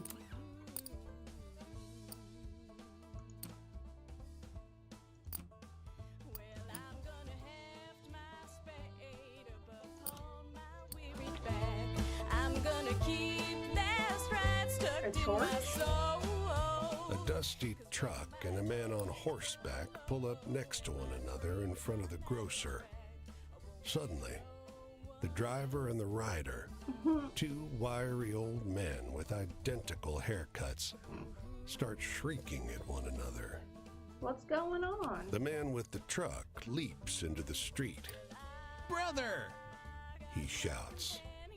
The one on the horse tumbles out of his saddle. Brother! He screams. They embrace in the road. 30 years! Hollers the driver. The rider, tears streaming down over his face, corrects him. No! 32! Is this a scam? Oh, wow. Everyone here is watching these two older men cry and hug one another in the middle of Main Street. Cars and wagons are backing up. People are yelling. Take a photo of us! The driver begs you. Starts hauling a tripod out of the bed of his truck. Say cheese. The long-lost brothers pose in front of traffic, cry snot pouring out of their noses. As angry passerby wave you out of the road, each brother presses a coin into your hand.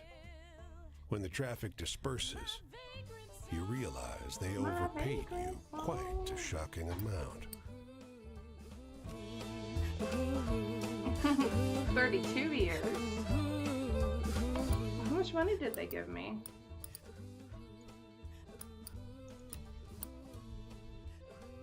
Seven out of 237 stories gathered.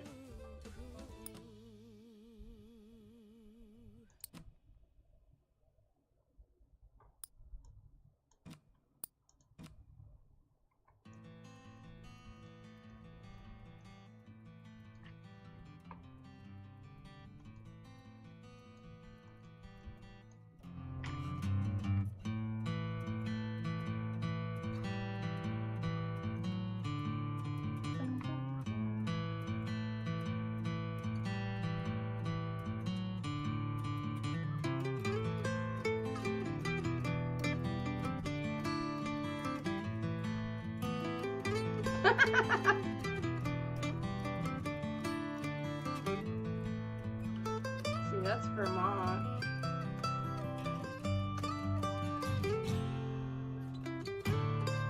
I'm Seepy. What am I supposed to do about that? Rogue.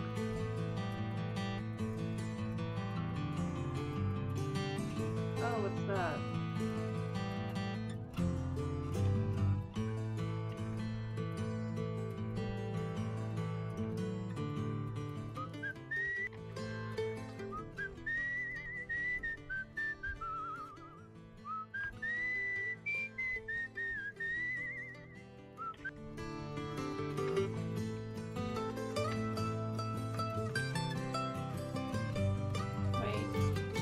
Search.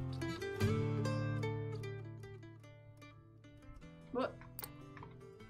As you walk down a road, a black crow flutters down to land in your path. It looks at you, cocks its head, and speaks. Well, you've got a long, long road ahead, don't you? All these people to chase down, or so I hear. It laughs.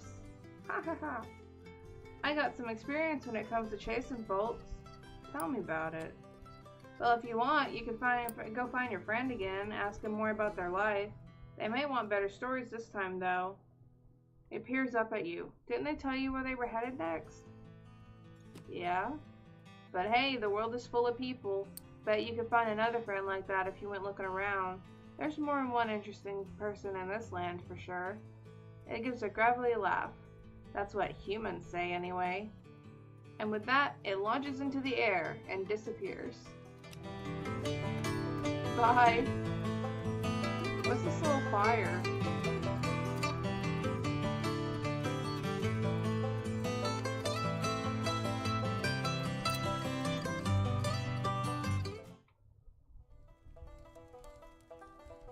Nothing shaking.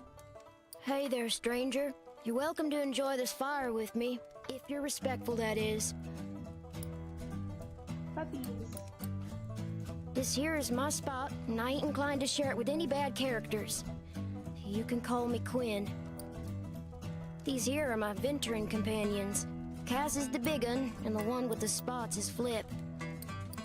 I usually beat my way on the rails, but the road news said this town was fat, and the weather was fine. So I'm taking in the sights and seeing what I can drum up. Hey, tell me one of those exciting stories. Do I have any exciting stories?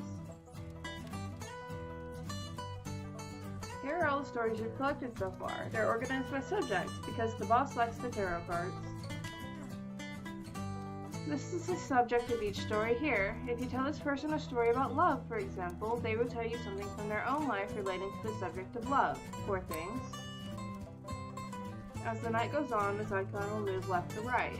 When it reaches the right side, the night is over and so is your storytelling. The person you're talking to will usually tell you where to be next, so you can find them again. If you tell them the type of stories they request, you'll gain their trust and the eye will open. When it opens fully, the next time you meet them, they'll open up more about their life.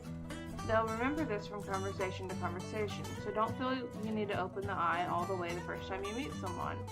Dance around, get to know them.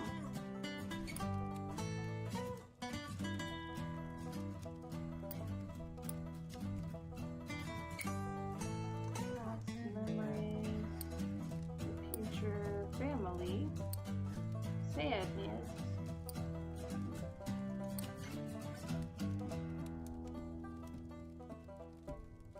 Okay, we might be able to tell the story of the brothers. Oh, wait, the two lighthouse keepers.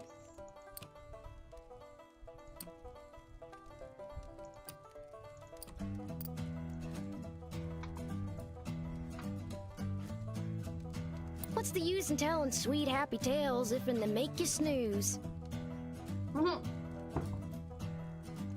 Well, I don't know a whole lot about the past, but they say there's an Injun grave around these parts. Say it's haunted and full up with angry spirits. I used to love hearing stories of cowboys and Injuns fighting it up. Would swap tales with the youngins. But, well, I suppose if someone shot me, I'd be pretty vengeful too. I'm in the mood for something real funny like.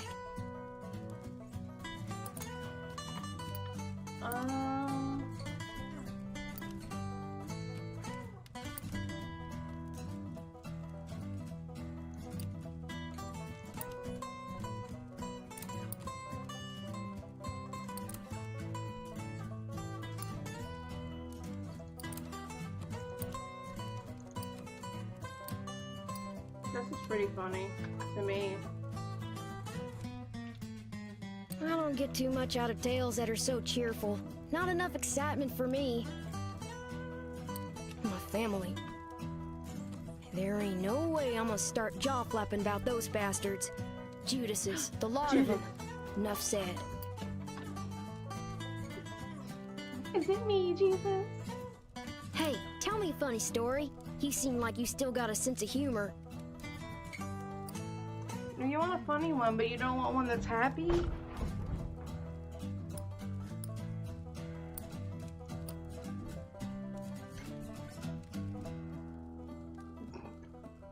I get. And this here's the story of how I got my Not butt sure I kicked. quite follow that one. Authority, bosses and such. I ain't nobody's little Angelina if that's what you're asking. I take care of myself and my dogs. I don't need no jocker looking out for me. So if you're offering, don't. I'm not trying to adopt Shoot. you. You want to keep enjoying my spot or not? Think about that. I want a story that scares me. Now I'm older, almost nobody can do it. Give me your best shot. Okay.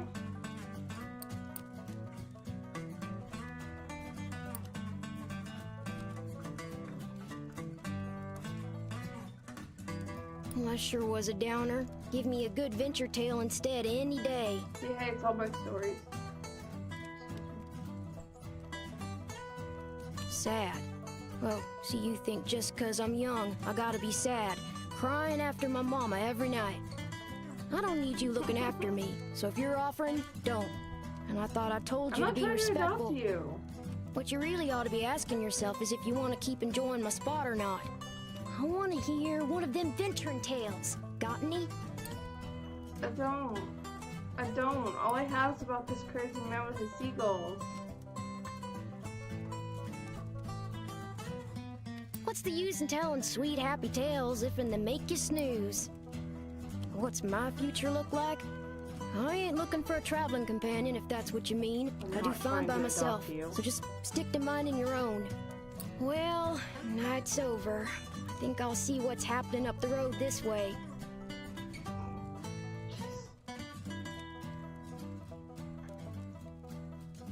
Okay, he's going to Pennsylvania. Didn't understand all your stories, but I'd gladly listen to more if I see you again. The tramping life suits me just fine. Every day's adventure. With things being so depressed, folks walk around like it's the end of everything good. But it ain't. Plenty nice things to see if and you know where to look. If and you know where to look. The hobo kid. Alright, now what's in this?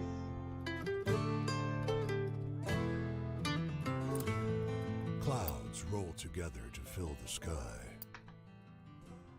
On my The watch. lightning is so strong that it seems to open a path in the haze above you. You're sure you see massive talons curved around the clouds. Big bird's up there. The thunder is so immense that the ground trembles. Your lips and hands tingle from the electric charge that fills the air until the dancing lightning passes on over the hills. Oh, you probably would have liked that. Ah! See that truck try to run me over?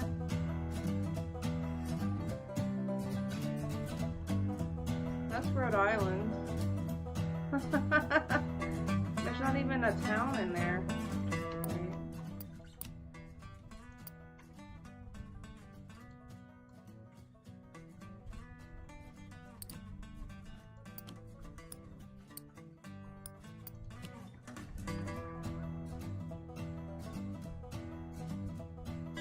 I'm gonna go to Maryland.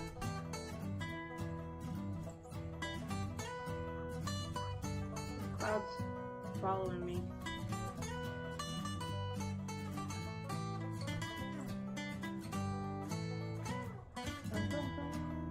Oh, it's New York City.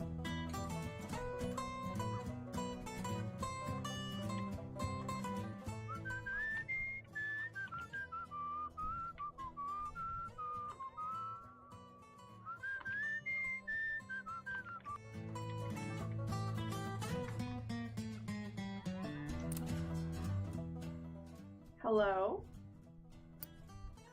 A long black car growls up in front of this hotel. Out steps a woman in an extravagant hat and coat, followed by a whole crowd of hangers-on. Is she a singer? An actress? You don't recognize her face, but to your surprise, you recognize the story she's telling. In a sharp transatlantic accent, she's telling everyone in her party a story about the shootout between the female bootleggers and the cops. It's clearly the story of the women arrested for bootlegging, but changed in a few entertaining ways. Isn't that something? She asks. Her various followers agree. She pays the driver of the limousine and sweeps into the hotel like a thunderstorm of red velvet. Someone should do a picture about it, you hear her exclaim.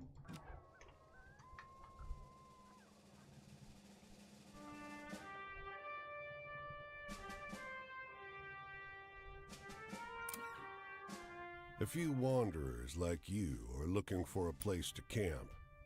Leatherman We cave. heard there's a Leatherman cave nearby. They tell you. They describe a locally famous Is that vagrant guy? who hiked this area for almost 30 years.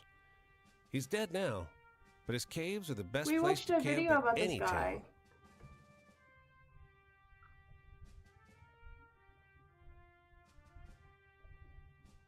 That's cool as heck. You and the other wanderers find the cave easily, because someone's lit a fire there. As you approach, you see a silhouette Leatherman. bend over the flames with an odd creaking sound, like a door swinging in the wind. His coat is crudely stitched from leather plates that squeak against each other. The Leatherman. One of the others whispers, "A ghost." The Leatherman must have heard. but he just stares. His face is corpse still. Are you a ghost? Shouts one of the others. Huh? Leatherman?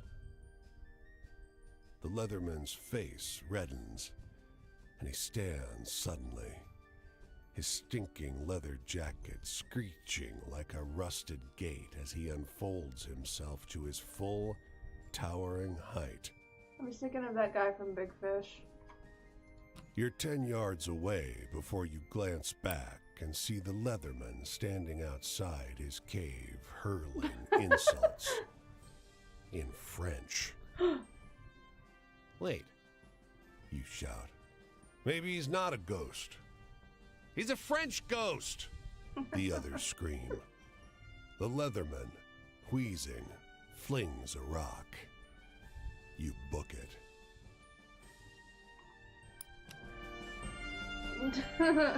Alright. He's a French ghost. You went to college, you deal with the ghost. I'm gonna check these two places before I head into New York City.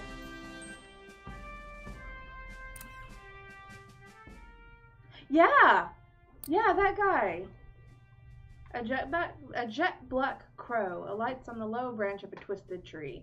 Look at you, it caws. Think you got some good stories already? Well, I heard better. Much better. It seems to wink at you. Want to hear my tricks? Yeah. The ones you got now? Psh, pathetic stuff. You tell those stories around and they'll come back more exciting, more satisfying. So always listen to the stories other folks tell. Their tales are less true, sure, but more useful around the campfire. The boss has a point about the true ones, though, the crow admits. They're extra interesting. You learn a couple folks' true life stories and everyone will like them, no matter what kind of story they think they want to hear. Any other tips? Well, everyone's the captain of their destiny. It gives a burst of laughter. Ain't no bootstraps in the world that can save you now, but the choices you make, they change the kind of story you can tell. It ruffles its feathers, a sort of shrug. Choose wisely or don't. I like that. I get to see him again over there. By nightfall, the hospitality of this sleepy hamlet, combined with their superstitious tales, has both overstuffed your stomach and filled you with a hollow dread. Folks say these woods are full of apparitions, witches, and worse. You curse yourself for getting on the road so late. He's a French ghost. In the moonlight, every valley and hollow at the feet of the Tappan Zee seems like a stolen shred of the abyss itself. Fireside tales seem less fanciful, and every cackling crow and moaning whippoorwill seems like a demon perched on the shivering, spindly trees. Oh. But something cuts through the noise. The muffled sound of hooves galloping Headless on the Horseman? cold, muddy road. When he finally slows his horse alongside you, I'm so it's as excited. though he had just appeared out of the mist. He's astride a gigantic black courser, and though his boots are muddy and ragged, he wears an immaculate coat with great, shining buttons. From his saddle hangs an antiquated flintlock and a cavalry saber. In the darkness, you can hardly see above his towering shoulders. 'Cause there ain't nothing up there but a cowboy hat. There's no head. His voice Howdy. is a rumbling croak, deep, but as though his throat is filled with thorns. Have you happened upon a cannonball around here? You can tell English isn't his first language. German is. His hand, so pale it's almost blue in the moonlight, grips the reins in a fist. He could reach his hand out and we could hold hands. Maybe it wouldn't be so cold. Sorry, I haven't. You mumble an apology, and watch as he silently rides away, back into the mist. He's cloaked in black, you notice from behind, but the blood running down over his shoulders glints crimson in the moonlight. Ooh. Headless Horseman. I don't see why I'm so unnerved, because I am a skeleton with no skin.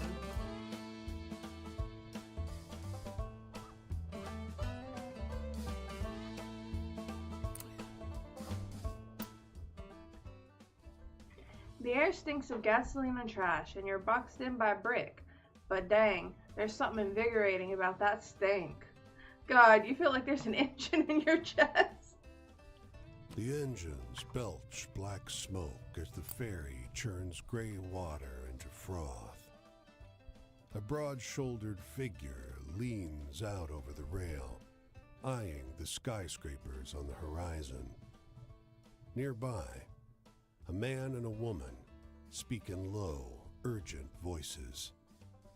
He takes her wrist gently. She is weeping softly. Okay. What's going on, guys? I wish you didn't have to go, she says. There's got to be work on some of those buildings going up. His thumb skates over her pulse point. I checked every day for a week. There ain't. I'll be back, though. Got your picture in my wallet, don't I? It's not forever. Her words are split by a sob. Might as well be. My parents didn't come to New York for this. She leans Go against with him, them. the wind tousling her hair. He pulls her to his chest. I'm leaving because I gotta go. If there was another way... They stand together, close, quiet, in the stiff breeze.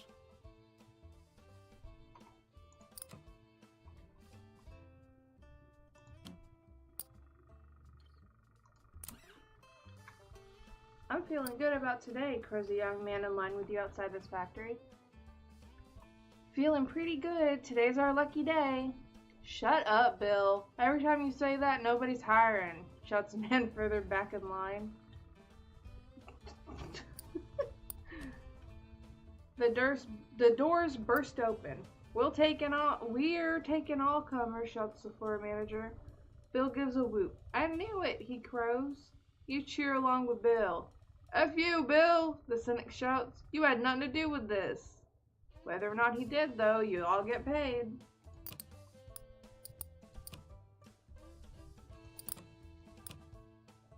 Ooh.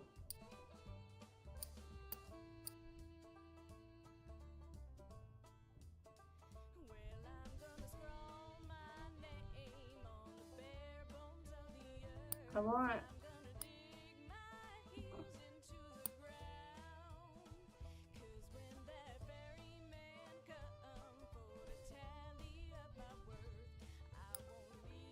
Pizza. Wet, hot, greasy, napkin thin. You roll it up and eat it the whole thing in only a few bites. Alright.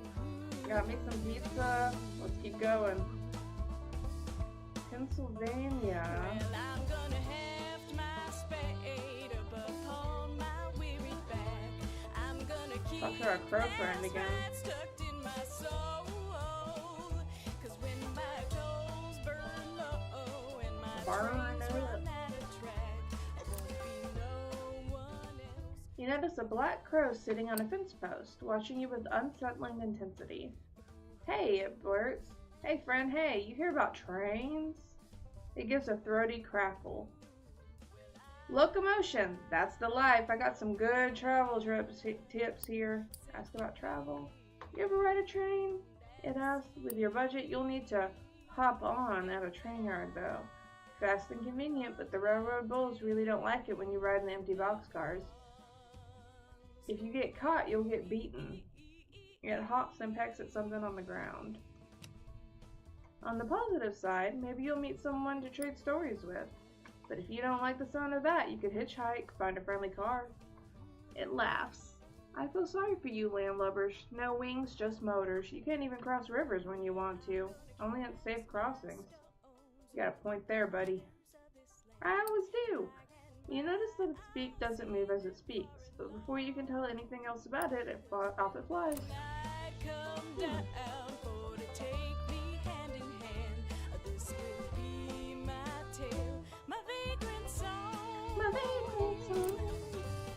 The stream is a clear, reflective shade of blue. Who's this? Unusual in this region, where bog iron colors the river's brown. Across the way, a goat with great leather wings laps up the water. Its sunken the devil red from the eyes Bible? fixed on your every movement. I'm gonna take stock. You now notice the unnatural absence of wildlife. No fish swim in the stream. No birds sing in the trees. The winged goat drinks with a forked tongue, only abstractly concerned with your presence. Oh man, should I approach him?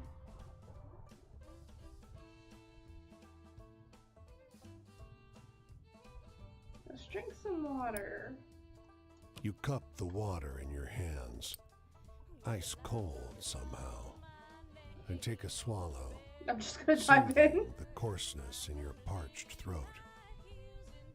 Clear as the water is, the stream bed isn't visible, even looking straight down.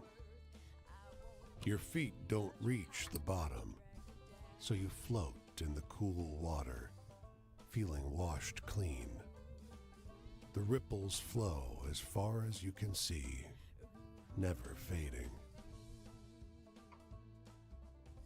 The winged goat snorts and heads in the other direction.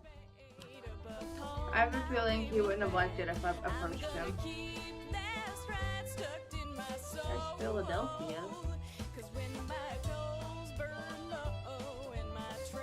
That's Washington.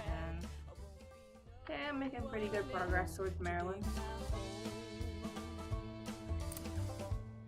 Muddling through the dark, you stumble into the path of the white deer. Its beauty strikes you at once. It is something otherworldly, beyond borders, a moon swimming in the void. Human shouts not far away break the spell. The deer's ears prick up. This thing is being hunted. Not on my watch. You know a way out of here. As the hunter's cries get louder, you approach the deer carefully, palms outstretched. As you grow close, your features become clearer in the light of the deer's aura.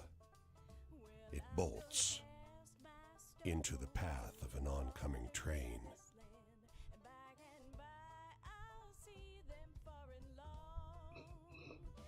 Why wouldn't I go distract the humans?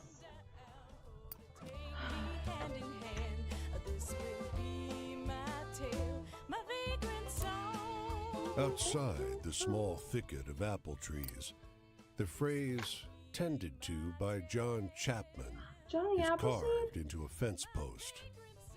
Nearby, a hound lies on its side, perfectly still. Flies buzz around its ears. But a grizzled man pauses at his digging to shoo them off. I'm gonna help him dig. It's There's the an neighborly extra thing to shovel. do. With it, the two of you make short work of the grave. He tells you about his beliefs, why he's raising apple orchards in the middle of the country. It's a sin to graft, What? he tells you. Hurts the tree. Eventually, the hole is deep enough. What? Bear witness. He stoops to the ground and lowers the pup into the earth. Tears flow freely. I'll see him again in heaven, he tells you. Our souls are bound by love. He wipes his eyes. I don't think I can bear to stay here, though. Maybe I'll set out again. I want to meet Paul Bunyan and John Henry.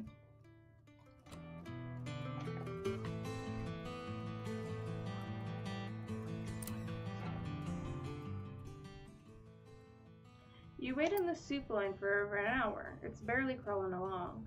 You round the corner of the building and see far away a lone pair of nurses struggling to ladle out soup into hundreds. Gonna be waiting here a while longer, sighs the mother in line beside you. Seems like it. You and her get talking. After a while, the topic drifts into a strange place, as she starts telling you about the Blessed Lighthouse Sanctuary, where souls in love could find respite. You recognize it as the story about the two lighthouse keepers, but way more outrageous than your version. I know that story. You tell her your version. That's not as exciting, she says diplomatically.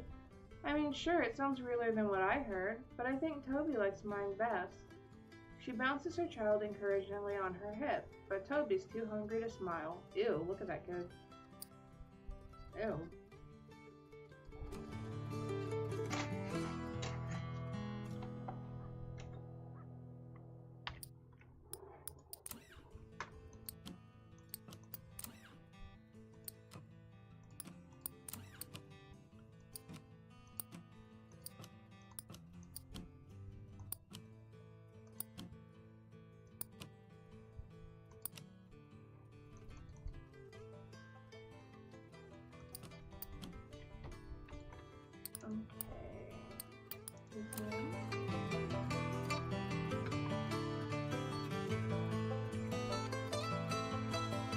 Ah, there it is, Maryland.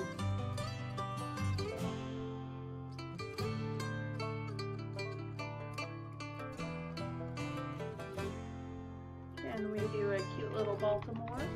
Here's Washington. Next stop is Mississippi.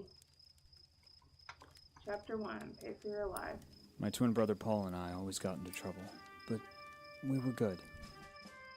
And then he got half. We didn't do nothing to anybody till we left. Then we hurt a lot of people. Me, more so than Paul, because he didn't make it through. Turns out it's a lot easier to get half than I previously assumed. The march I was on, the bonus army. It's less a bonus and more an acknowledgement of what I've had to suffer. Civilians will never understand. Paul used to collect scary stories. Do you know a good one?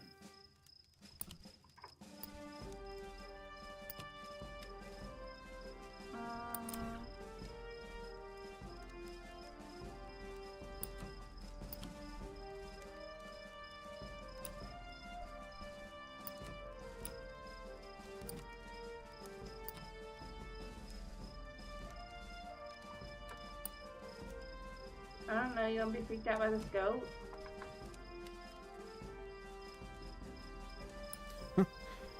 Sounds like one of those scary stories Paul would have told me. Home. Well, my sister, Jessie, won't forgive me for what happened to Paul, so she won't let me back home. Okay. I made my own way for a while after that, till no one could afford gardeners. Who could stand to care for the land nowadays? Have any exciting kind of story? My memories get my adrenaline up, but they're not exactly fun.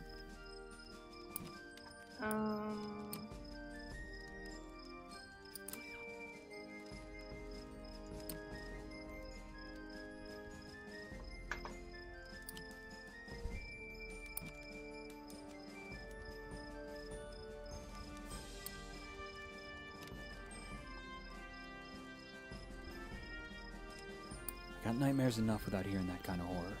Ooh. The past doesn't even feel like it happened. It feels like it's happening in every moment, in every slumber. When your memories come back to you, do they clutch at you? At your heart? So anyway, tell me a funny story? You seem like you know a few good ones. What a tone shift.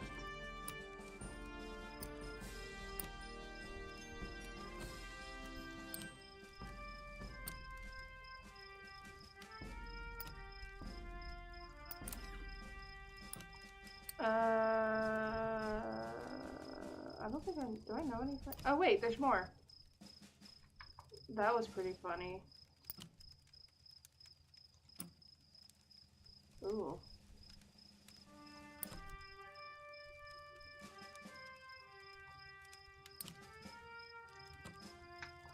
The Leatherman.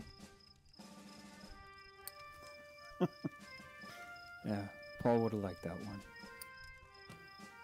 Travel. Well, this walk feels like a little bit of freedom now and again. The flowers along the road make for fine company. Know any good jokes? I'm not so good at telling them anymore.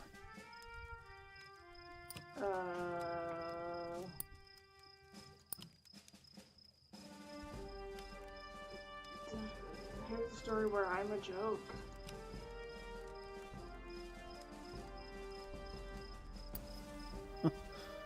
I don't mean to be rude, but civvies don't understand what real tragedy is. Freedom is getting paid what you deserve, and getting enough to get by. So this guy's one of those guys who's like weird about it. Freedom is the ability to be free of pain. Tell me a happy story. Something to make the world seem kind.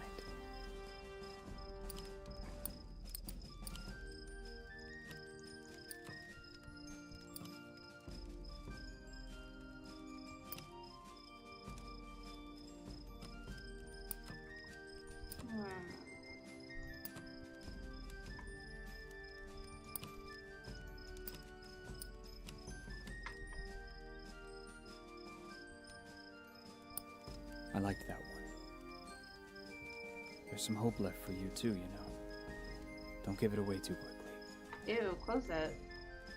Also, sir, all my skin has been stolen by a demon. I don't know what you think I'm about to do. My family. They were good to me. Ma and Pa. And to Paul. And to my sister Jessie. Some days I wish I could find Jessie again and have her help me. She always liked Paul best. Clea behavior. Here's the sun. I've got to go. I'm headed up the road this way. Will our paths cross? You going back to Rhode Island?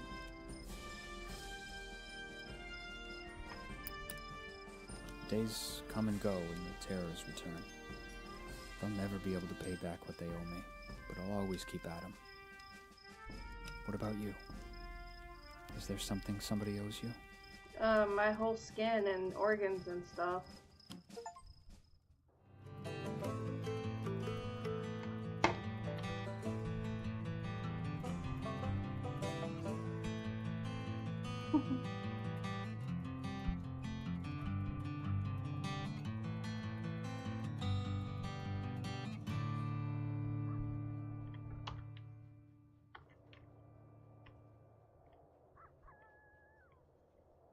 Some kind of little house down here.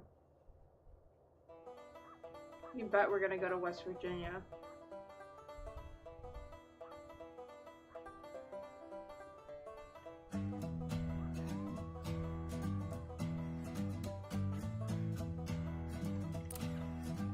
You hear the whippoorwill first, shrill and close. What's a whippoorwill? Then you see him, high up above the black streaks of wires. A lineman, fraying belt holding him to the pole. The damned bird has come to perch on a power line, stare hungrily at the man's soul. He's unsteady. His hands are shaky, and his body sways in the wind. You spot his tool bag next to the pole, worn and frayed, much like the man. A half-gone bottle of cheap rye pokes out of it. I'm gonna steal. What's he gonna do? Come down from the pole? You snatch it from his bag in one quick motion and walk away. Hey! He starts, but whatever he's about to say slips into a slurred whine as his belt snaps. His body plummets, and his limbs go slack with the understanding of what is happening to him. He tumbles into the tall, dry grass by the side of the road with a muffled noise.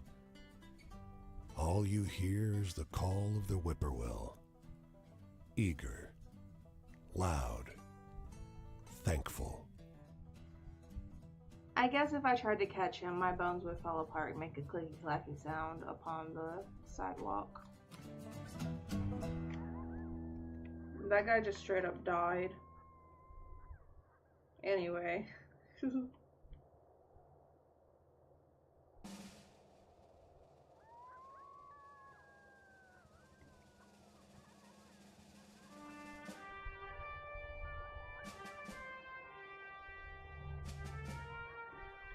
I don't want to do that.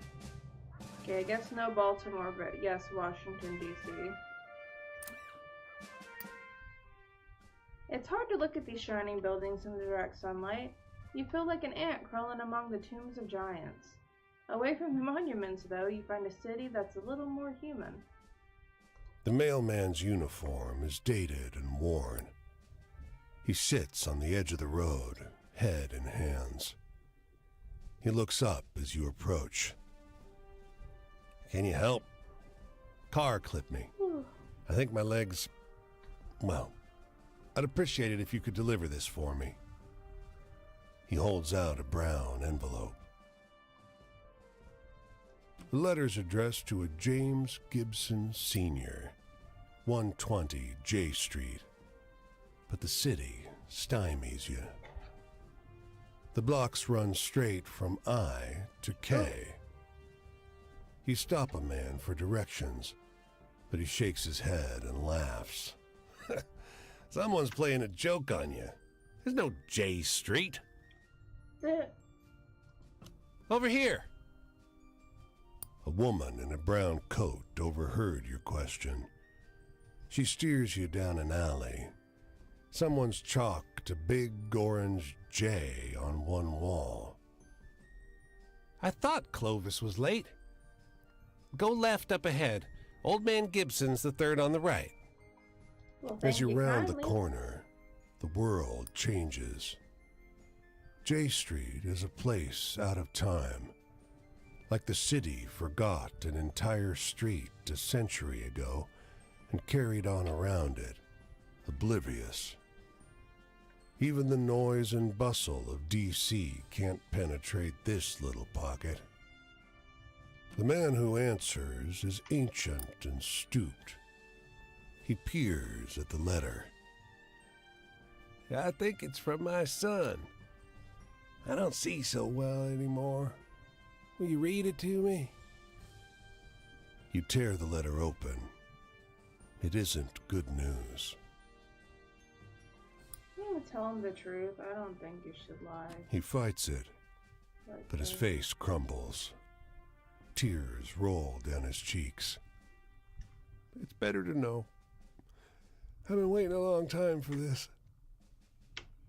His shaking hand takes the letter. Thank you for telling me. No problem. Bye. I love you. Earn money. Panhandle. You sit outside a grocery store with your hat out until a young man in an apron quietly asks you to leave. My mom says she's gonna come out and kick your butt, he whispers. Should I fight his mom? I'm gonna fight his mom. Let her try. Please, the kid whispers. He digs around in his pocket and comes up with a couple of coins. He throws them down in your hand, down in your hat, and again begs you to go. Please, she's not joking. I want to fight this kid's mom. The kid hurries back inside. You lounge outside and watch folks go by. A few more coins land in your hat. The sun's warm, people are friendly. This is almost exciting. You wake very suddenly when the butt-kicking mom flings you over the nearest hedge. Get out, she bellows. Your hat and your coins follow, scattering in the grass. The towering, blood-smeared butcher who threw them stomps back into the store.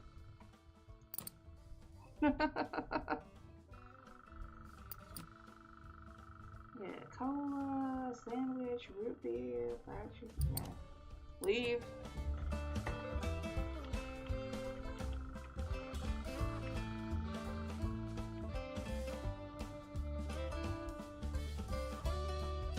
Can I go across the bridge, please?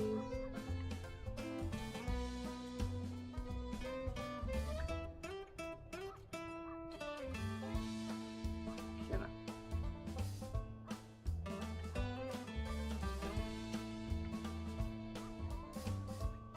Ohio River.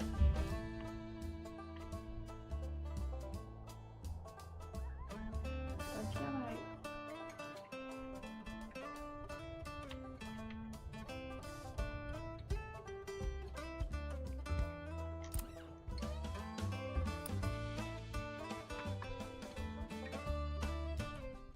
Go down to Charlotte.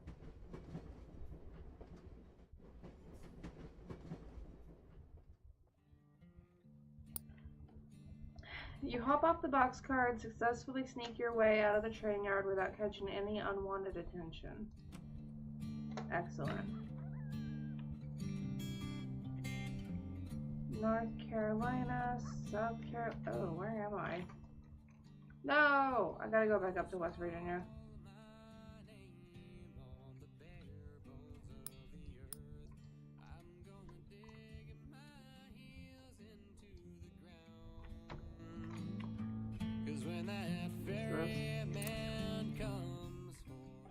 This man can barely wait to get through the pleasantries before asking if you've heard the story. 110% true, he says. I heard it from my nephew, and it happened to someone he knows well. The man launches into his telling. It's polished. He obviously done this many times before. He tells you the story of the dead woman in the yellow ribbon.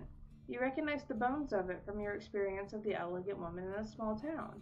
It's been embellished in the interim, though. Afterwards, you thank the man and move onwards. You have to remember that version. Even if it's not quite what happened, it's a good story.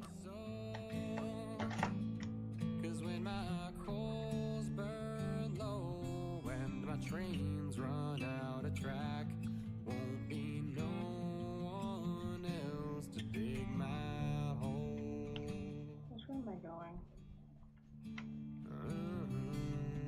I want to hear about a muffin man.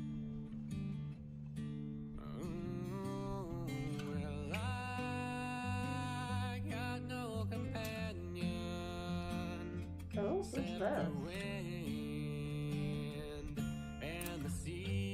We need a sixth.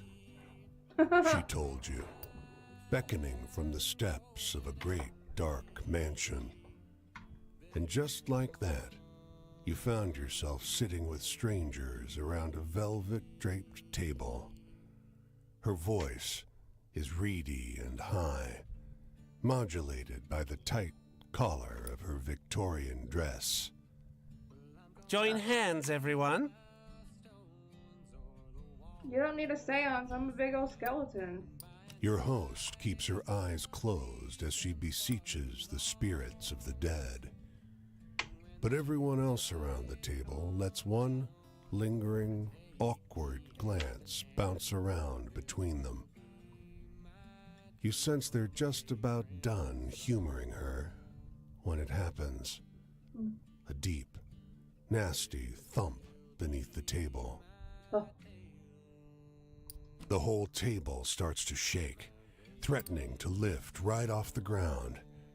And then, the staid candle flames start flickering like mad, casting ghastly shadows on the walls. And then, a viciously cold wind cuts through the parlor like sharpened ice. I'm gonna let go of the table. All six of you, emplaced around that table, seem to recoil from one another's hands all at once. And just like that, the strangeness and chaos around you seems like a half-forgotten dream. I thought it meant let go of the table and not let go of the other people. The woman who invited you seems to want to try again. She's thwarted when, mercifully, someone else suggests they retire to another room for Armagnac. having been dragged off the street just for the seance. You're implicitly not invited. Rude. Yeah, I got debts to pay, boy, not the ones you're thinking of, and all of that fame and fortune. The Northeast. Where did Virginia go? Oh, there we go.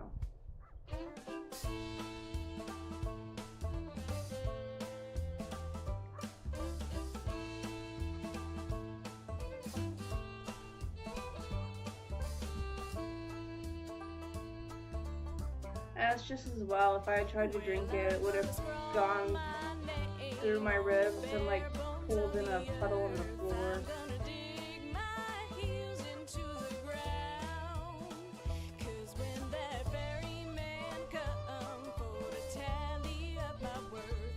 Did I just go in a circle?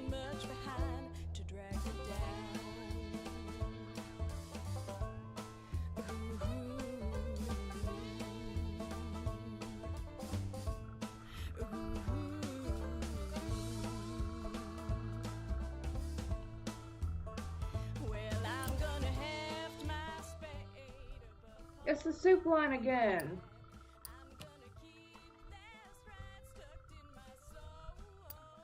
After a while, the topic drifts into a strange place, and she starts telling you about the two brothers who wandered seeking one another for 50 years. You recognize it as the story about the two brothers who had 30 years apart, but way more outrageous than your version. You tell her your version. That's not as exciting. And that kid's still looking at me like that. No companion, except the wind and the sea. The man is the color of mill dust. His smile creases his face like folds in dough. Indrid? He gestures you inside the dilapidated structure and shouts over the sound of driving wheels. You're welcome to sleep here. You don't want to rest by the river. Not in the evening. Insects. Mosquitoes. Man shoves the broken door closed behind you. The mill is warm, and the air is heavy with the powder kicked up by your entrance. You realize how easy it would be to drift off on this pile of sacks to the loud but constant sound of the grinding wheels. Consciousness is elusive. Your limbs throb with a dull fatigue, and your eyes are sticky with dust. The man suddenly grips your legs and drags you toward the millstone. You do not love my daughter. You will not have her. I will not let you hurt her. His voice is pained, not angry. Your hand catches a flour sack printed with brightly colored flowers. A puff of flour makes you sneeze, and you wake. The mill is quiet, its works long disconnected. In your hand is the faded remnant of what might once have been a bag, or a piece of a dress.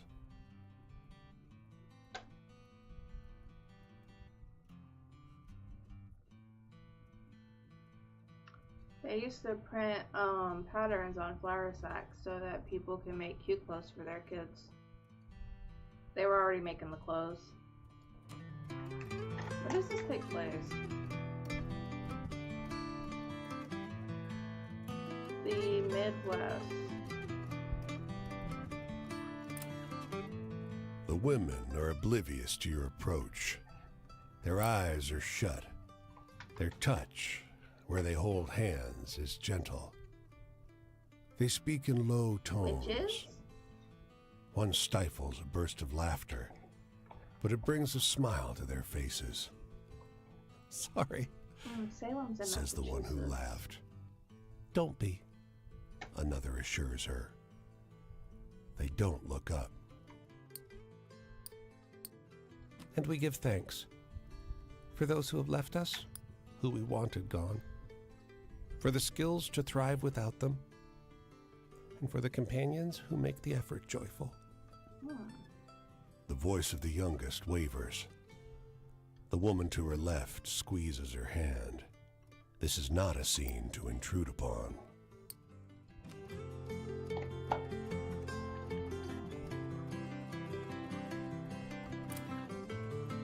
You come across a girl picking wild blueberries.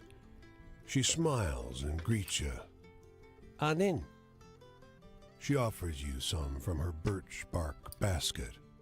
Thank you. You reach in the basket for blueberries, but pull out a handful of small, smooth stones. No, I want to keep them. All the colors of the rainbow.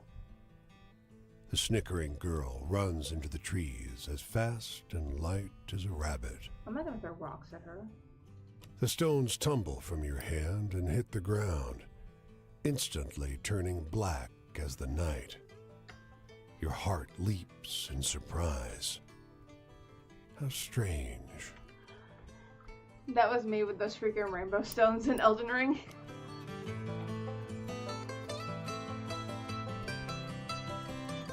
Anything else in that section here?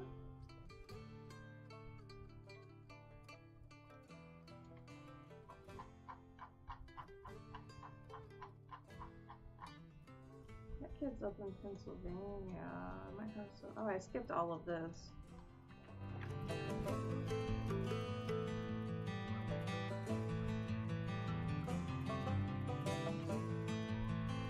This is fun. I like this game a lot.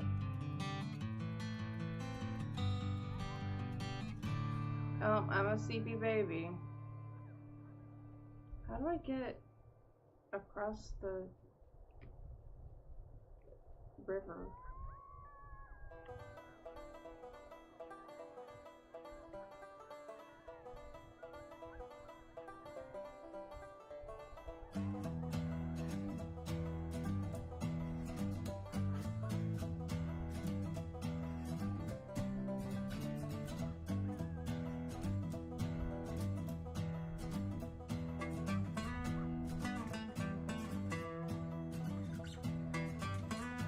Oh.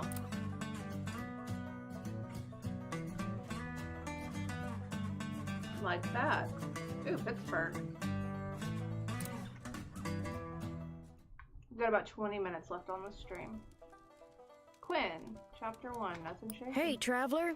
Come to join my fire again? It's this kid Well, again. I guess I know you well enough to let you set yourself down for a spell. You remember Cass and Flip? Mm-hmm. You want to hear more about my travels? Well, sure, why not? Nothing better than trading stories around the fire, and I got stories. Hey, tell me one of those exciting stories.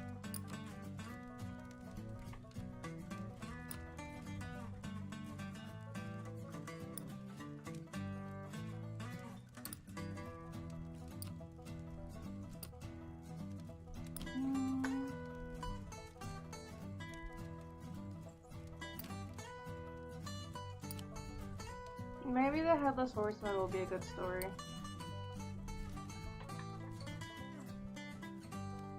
Were you trying to scare me? Well, you didn't go far enough. Huh. Traps and such like. Well, one time in Fort Worth, a feller tried to take Cass and Flip away. Said a kid couldn't look out for him proper like. That they were fat in Fort Worth and they were going to the pound so that he could find him a good home. Did Cass and Flip bite him a lot until he died? Well, before I could much argue, Yeah! Flip bit the hell out of that busybody, and Cass and I joined in shortly. He I don't also think I got ever up- seen a fella so surprised. Guess I ain't going back to Fort Worth no more. I want to hear one of them venturing tales. Got any? Let's see.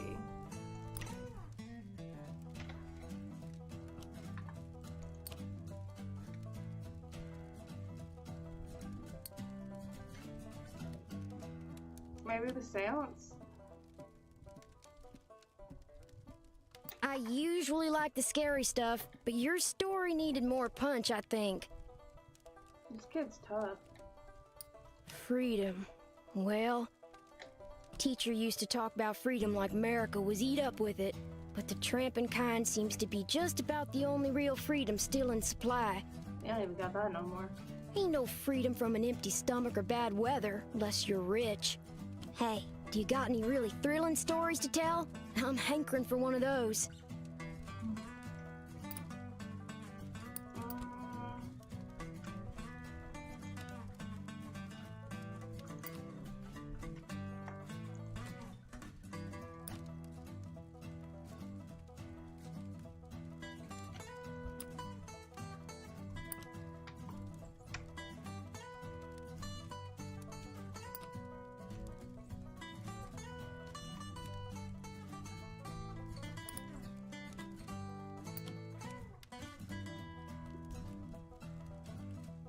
Maybe? Ain't life got enough tearjerkers in it without telling stories like that? Jeez. Wishes come true, huh? If I had to say, it'd be great to have red beans and rice cooked with some fatty bacon. Supposed to be a Mississippi River specialty, but I ain't never had it. Probably need to head down to Mississippi. I want to hear a story about ghosts or murderers or something. Scary stuff. That I can do. Ooh, the mill.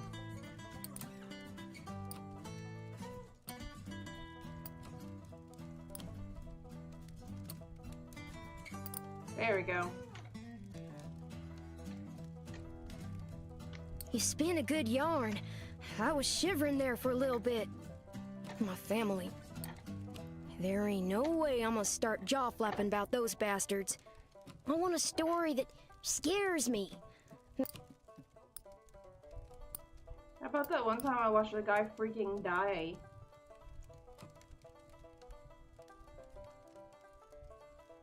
Well, that sure was a downer. Give me a good venture tale instead any day. Dad. Now why you want to go worry about that? Don't got enough on your plate as it is. Ain't nobody can avoid changing. Can't run from the dying. But the living can be mighty fine if you go about it right. Oh, heck. The night's over already. I sure enjoyed talking to you, but I gotta get on. Think I'll see what's happening up the road this way.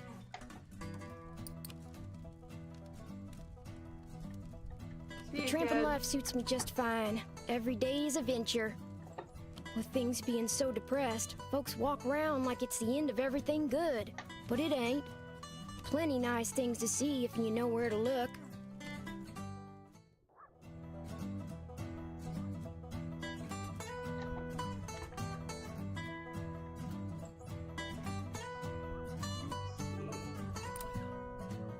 Low tide on a moonless night. This beach is long, stretching toward a receding sea. In the darkness, Aliens. the sand seems coarse and gray. Alien. The stars are dim and distant. The stars at night are dull and dim when they shine over Domo Super, Texas. It outshines the stars with its presence, a streak of sickly colored light, leaving a trail of distorted fire. It slowly creeps along the sky like a vast worm, though you know that, Marcus? given the distance, it must be moving at great speed. Keep an eye on that Its thing. parabola heads south to north. In the far distance, just for a second, a boardwalk town is engulfed in light. With a rumble, its street lamps and windows dim, then go dark. All the Oh, whoops. I'll have to read that later in post. Is somebody yelling? Who's hollering?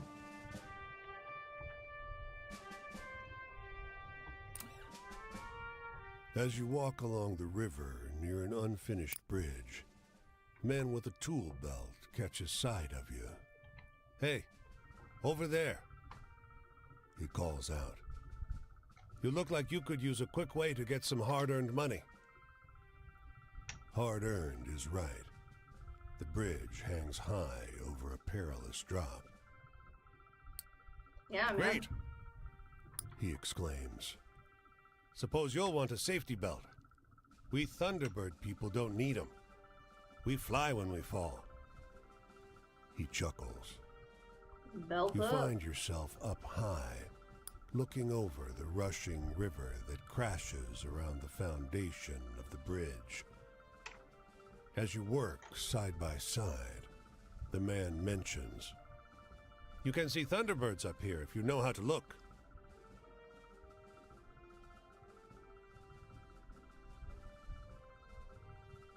You ask him to explain. Practice your peripheral vision, if you dare. Last thing you need up here is for them to see you seeing them and come swooping at you. You only see the clouds thicken. It sure does pass the time working. The man pays you well when you're done with the job.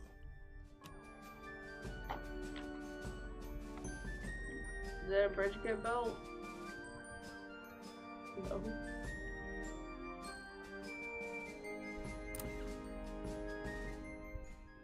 Ah, it's this guy again.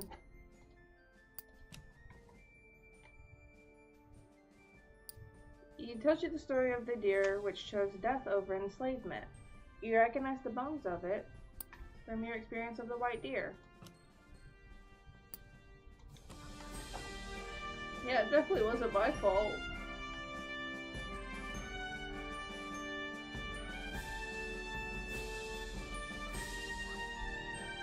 Ohio.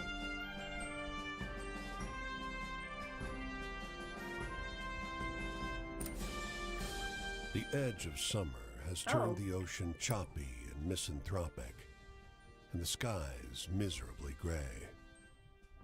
The boardwalk prophetess lured you into her tent Me, with the a big promise to skeleton? read a fortune for free. Seems like business has slowed to a crawl already.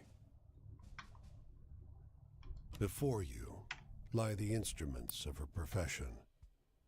There's tarot cards, Rider-Waite, but also Marseille for traditionalists. Rosary beads and costume jewelry, and of course, the centerpiece, a great glass globe. She got an orb. With practiced theatricality, she goes directly for the crystal ball, letting her eyes unfocus as though she can see a great distance into it. She brings up names, places, asks if you've known someone called John, if you have a relative in Newark. I do now. You'll latch on to what she says, and together you dance towards some insights about your romantic prospects. It's relieving Oh to no, meet she's an about to have a honest real vision. charlatan instead of the ghouls and ghasts of the road. You might even say you're having fun, until she abruptly stops talking. Your eyes, she says, her voice suddenly drained of the bassy drama that was her stock in trade. You've met him. You've seen him, too. You carry him with you. Did you also get all of your skin and organs ripped off? The words that come out of your mouth are not your own. They seem unwilling or unable to form properly out of a human throat. They're more like snarls, warning noises of a vicious animal.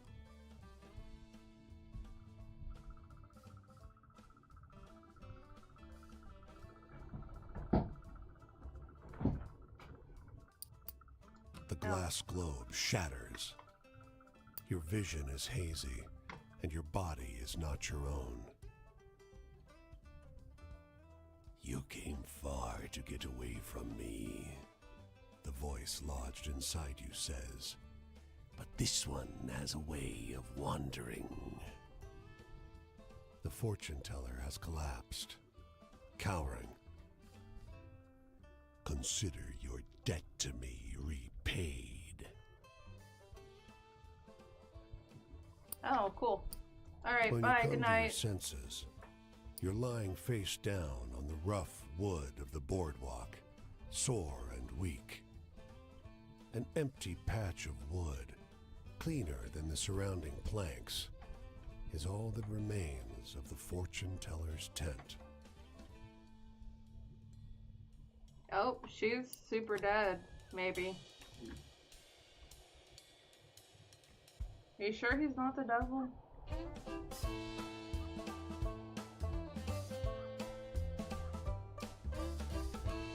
Oh, sweetie baby.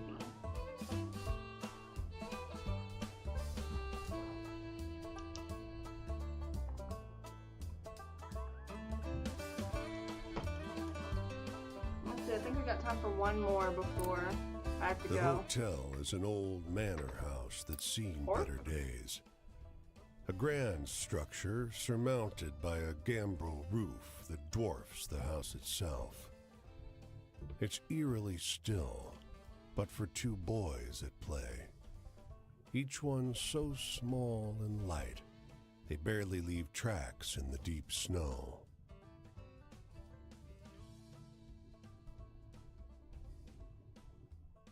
Wait, what time is school? I think it's... Yeah, it starts at 6. Do I need to leave now?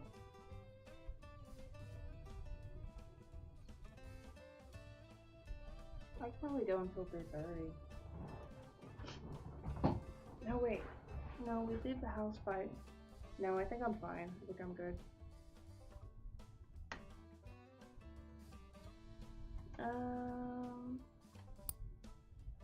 Let's go inside. The clerk behind the counter is old, and your room key is worn.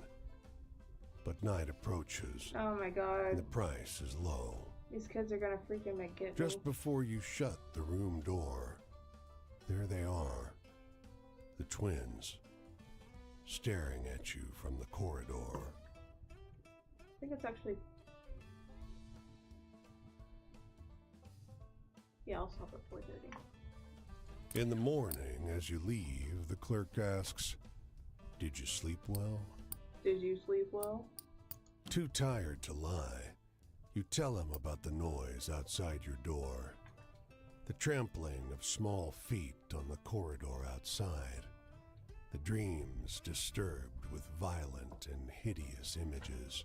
Ghost children. "That's odd," he says, weak-eyed. "There are no children staying with us." Uh-oh.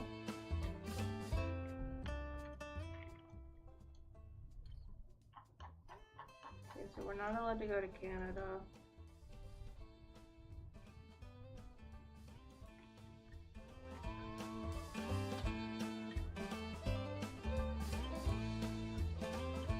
New York's okay. Who's in New York? Oh, that's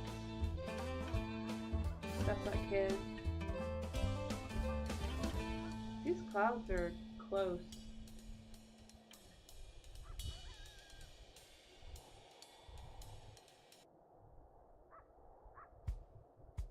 Buffalo?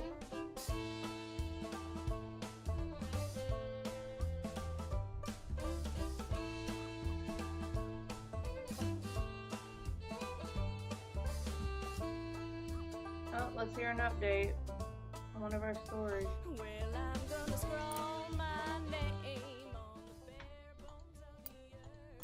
I'm gonna dig my Tells you the story of the ancient battle still raging on in Boston streets. when that very man come for to tally up my worth. I won't leave much Okay, well behind that's to just... drag me down. I feel like that story's still kind of the same, but... He leans against a fence and turns to face you as you pass him by. At his back is a bag full of bird seed. He assures you that the gawky birds perching on his body are the last remaining passenger pigeons. Extinct? They look extinct to you? You're not sure those dull gray pigeons look anything like the pictures you've seen of passenger pigeons, though you can't help thinking they stare at you a a little too intently. That's a love story. Say, you like birds? Sure do. They're lovely creatures. Guileless, really. Hunted damn near to extinction, weren't you? He strokes one of his birds under the chin. You think you see drips of blood flecking the creature's dirty gray head. Blood? Excuse me. You sense it's about time you start moving on. You be kind to the little birds now, you hear? You hurry along the road, Ghost bird? though the flapping of ungainly wings seems to follow you for hours.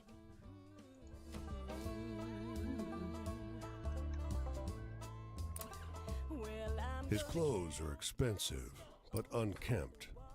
A tailored jacket stretched and warped out of its best fit by long days on the road. His thinning frame weighs down the boxcar next to yours. You got a light, friend? Got a light. You offer a match, which bends and nearly snaps as he scratches it against the pitted iron edge of the boxcar. Thanks. He mumbles, perching one last cigarette on his lip. So where are you going? Don't rightly know where I'm going. You notice how deeply wrinkled his clothes are. It's as though a huge hand plucked him from a high society party and crumpled him up like a sheet of paper. Don't rightly know how I got going either. Why? They built a railway just past Missy Hudson's estate. Damned racket ruined our soiree. Might have been a few bottles of Armagnac too many when I walked down the tracks to tell them to keep it quiet.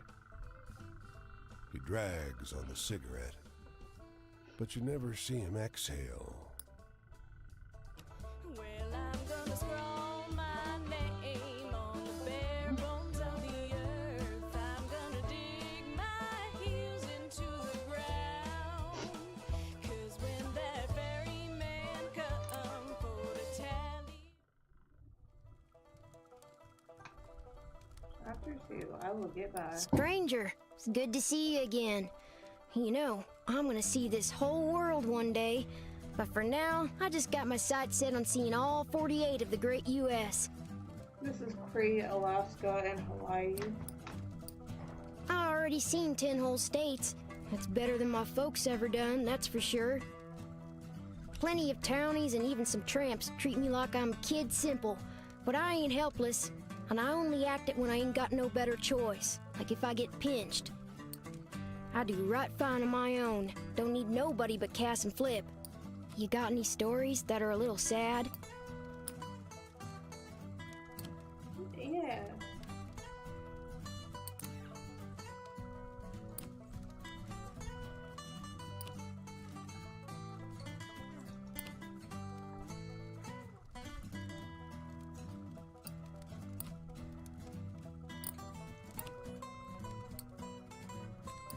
There you go. That one's certified sad. I don't usually like the sad ones, but that sure was beautiful. Thank you. Sadness. Ain't seen no sight sadder than in the city. In the city, they want you to feel like a giant among giants, like you can do anything. But I seen them shanty camps full up with folks who got nothing to eat or do. Yeah. Cities serve to make the small feel smaller. Israel's. I want a story that scares me. Now I'm older.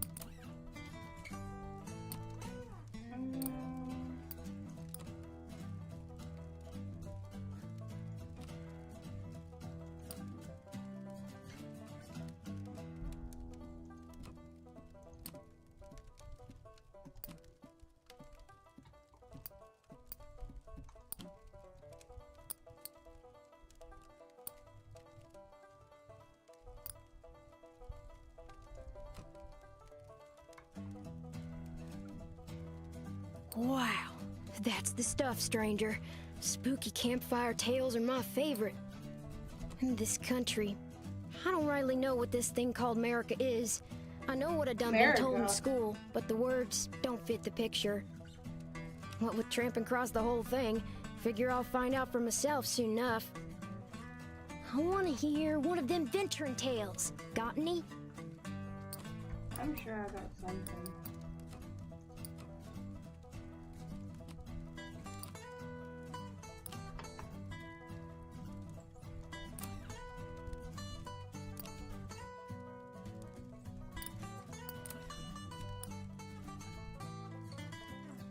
They already know the story of Quinn's adventures. The Leatherman? That was a chuckle to be sure, but do you know anything more lively? Travel, yeah, I want to see it all, the whole world. My brother used to read me stories of Jules Verne, of rich folks traveling around the world, and all for a lousy bet. It didn't sit right with me that folk with all the coin in their purse should also keep the world in their back pocket. I aim to grab a little piece for myself. Hi, thank you for the follow, Sasha. How are you? I'm in the mood for something doing real alright? funny like.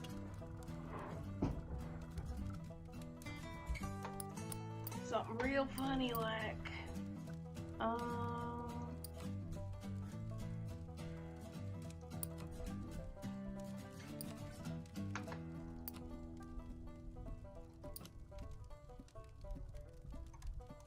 Do I have anything funny?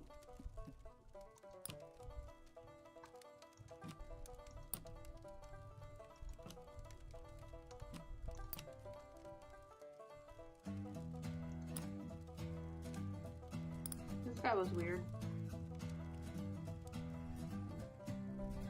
I'll remember that one. A couple okay, good yeah. jokes can get you out of a fix sometimes. Being trapped, caged. You think beggardom is a prison?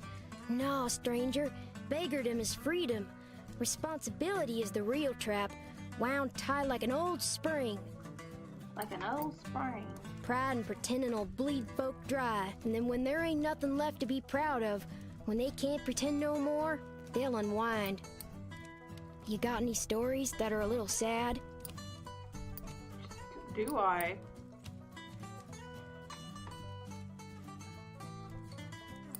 Shoot, I ain't teared up. Just got something in my eyes, all. Change. Change ain't coming, stranger. It's already here, so they say. Got a whole country tied together with rails and roads and still can't feed everybody. Between you and me, I think that ain't ever gonna change. Can or can't got nothing to do with it.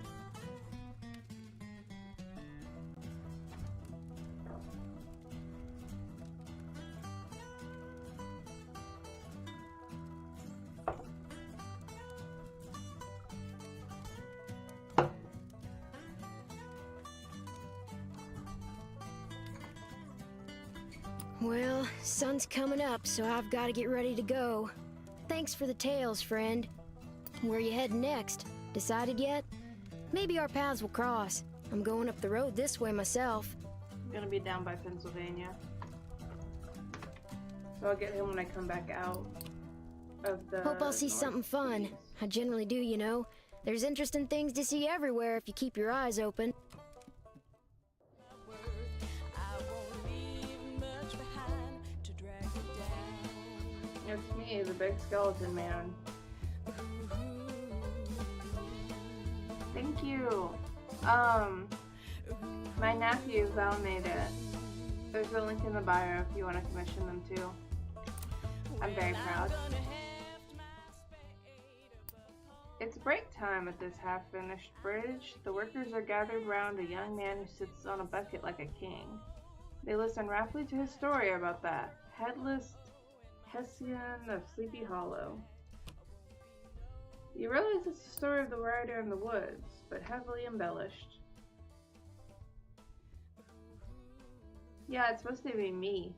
My hair was pink all the way up to the roots when I had that commissioned.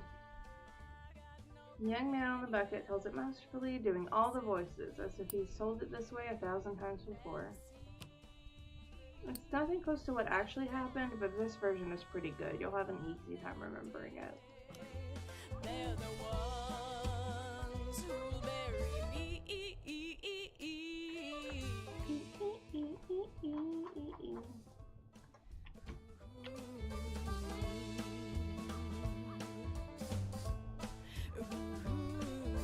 Oh, that might be another, like a crow.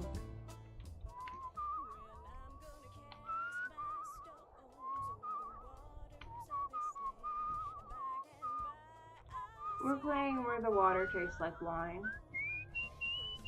I'm going around collecting stories. I think it's around Great Depression era US. And we're just walking around. And also we're a giant skeleton man for some reason.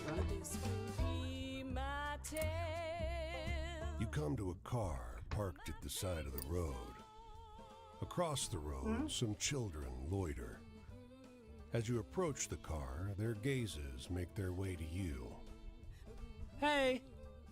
One very girl cool. shouts. She waves at you, then points at the car. Don't open the door! Well, why not? Before you can question the girl, the car's suspension groans and a shape stirs inside. A huge black dog panting on the hot seat, lips pulled back on rows of sharky teeth. Hey! He says, nose pressed against the glass. Hey, you! Let me out of here! Dead by Daylight? Yeah, I played it a little bit with my friend Jeff, but I haven't played it on stream. I'm gonna let this dog out. This car got that dog in it. No! The kids scream. The dog vaults across the road. As the kids scatter into the woods, it catches one boy by the back of his overalls and gives a mighty shake. But the boy squirts out of his clothes like a ferret and slithers into the grass. What? Fucking pricks! The dog yells. Assholes! What the heck? Here's a tip. The dog says. Don't sleep in these woods, okay? He jumps back into the car and goes nosing through the glove box. Oh, they took my money! He shouts. Oh, they took $100! Oh, damn!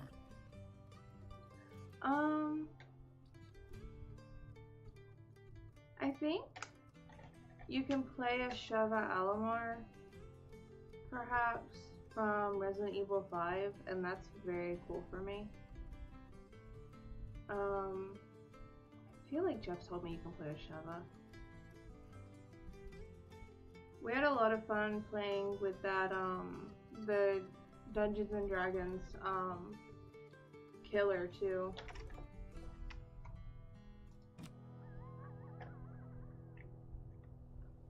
Yes! Sable. For 7.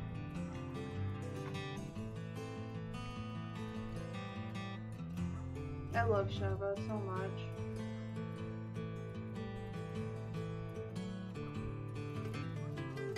Maybe sometime we can do a proper, like, Dead by Daylight stream.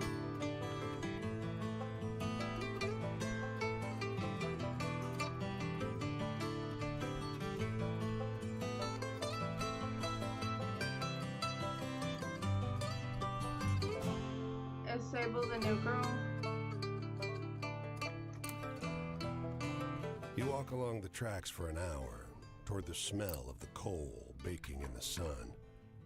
The train is idling at the station, sputtering, exhausted.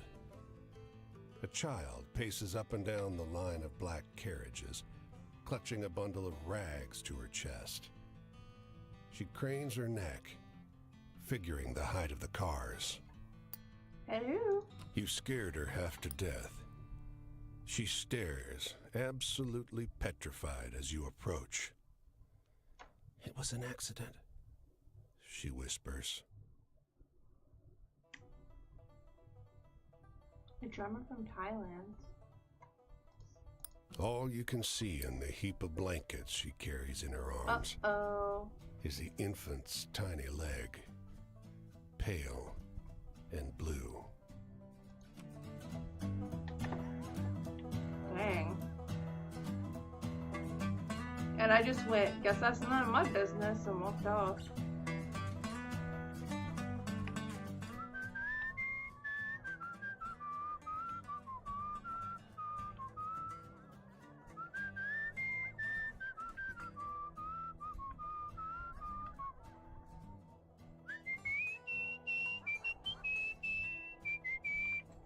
Burlington? Like the coat factory?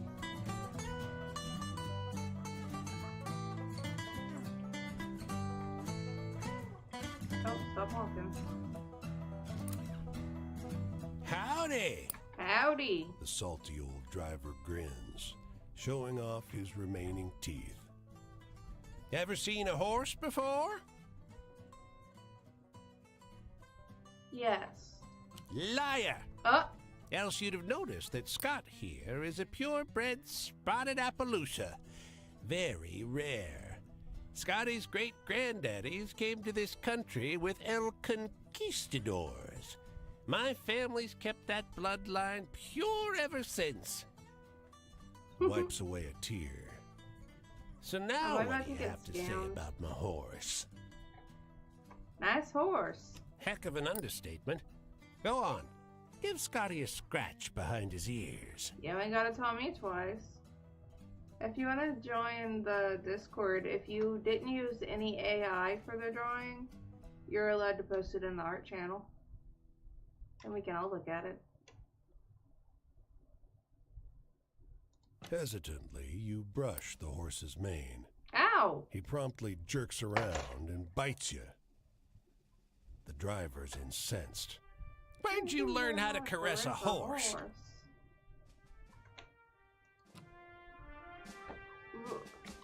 Freaking horse bit me to death. Jesus. Can I die? Oh no. He's not coming over to you, is he? Hello there, the preacher says through a glued shut smile that's too wide and too smug. Have you heard the good news? I actually have heard the good news. Bang! Oh! He smacks you across the face. And tell me, goddammit! He screams, dropping his Bible and grabbing your face with gnarled hands. Tell me! What? Drives his thumbs into your eye sockets until finally, some good Samaritans drag him away and off to the drunk tank. What? Ow.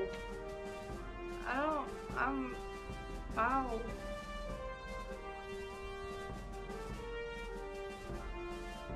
What am I supposed to do about that?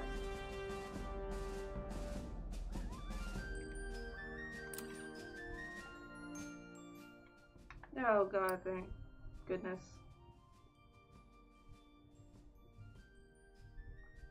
The girl selling lemonade by the side of the road notices you dragging your feet.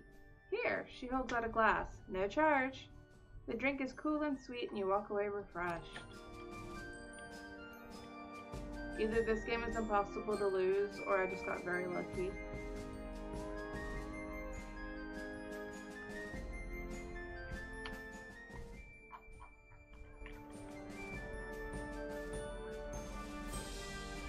It's Canada! You have obtained the terrifying tale of the lemonade cellar. It's a cellar in which we keep all of our lemonades. The lawmen stream past, Uh-oh. fired up and in pursuit. It's a miracle they don't run down the man in the red coat. Amid the chaos of horses' legs and swirling dust, he turns to you and grins. But when the last rider passes, the crouching man is gone. You turn to leave, but a voice interrupts you. Aren't you the least bit curious what I was up to? I like this guy. He sits atop a fence post behind you, tapping his heels against it. His crimson coat is untouched by the dust. Their quarry earned a favor from me. He empties a handful of bullets onto the ground. They'll find her a little harder to hit without these. He flashes rot-worn teeth. You could earn a favor too. Yay, welcome. He grabs some bullets. Shell game? See if you can best me. I love shell game. He slides from the post and sets up the game. 3 cups, 2 bullets. His movements are exaggerated, taking care to demonstrate that he's making no sleight of hand. Ready? The cups move like lightning.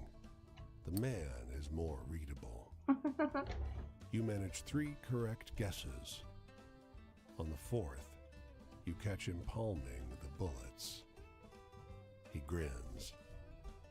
Sometimes you have to make your own luck. He presses a bullet into your palm. Maybe this will make some for you. Nice. That guy was cool as heck.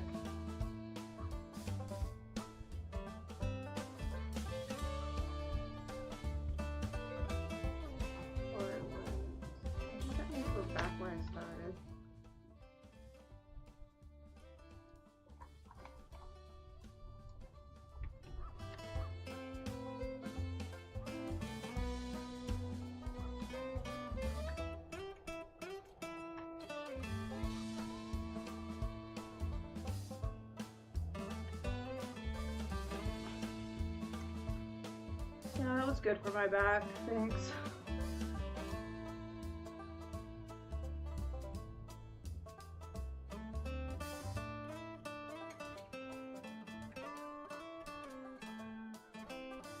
Ow.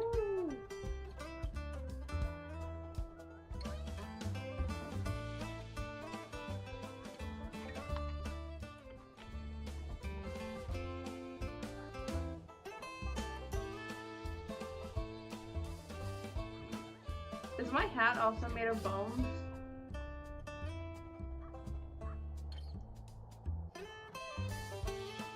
See if I can't catch a train somewhere.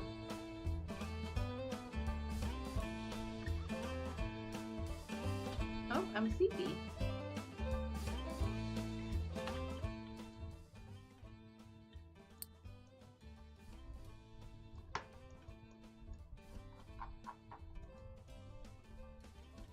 There's somebody. Oh, okay.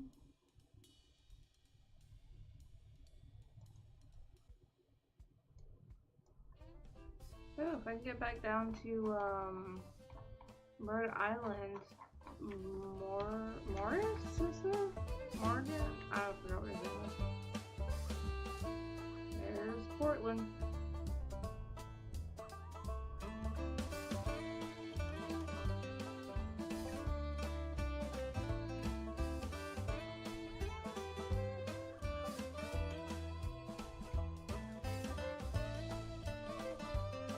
Alright, we're gonna hit one more story and then we're gonna...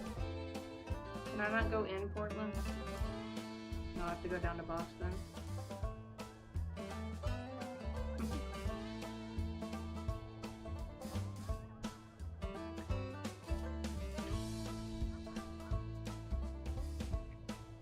Look at this fire right here. I don't think anybody's here though.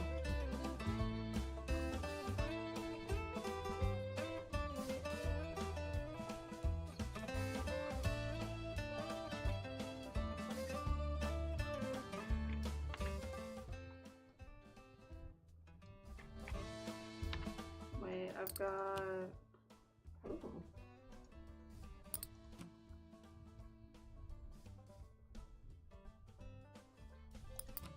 Got 33 out of 237 stories.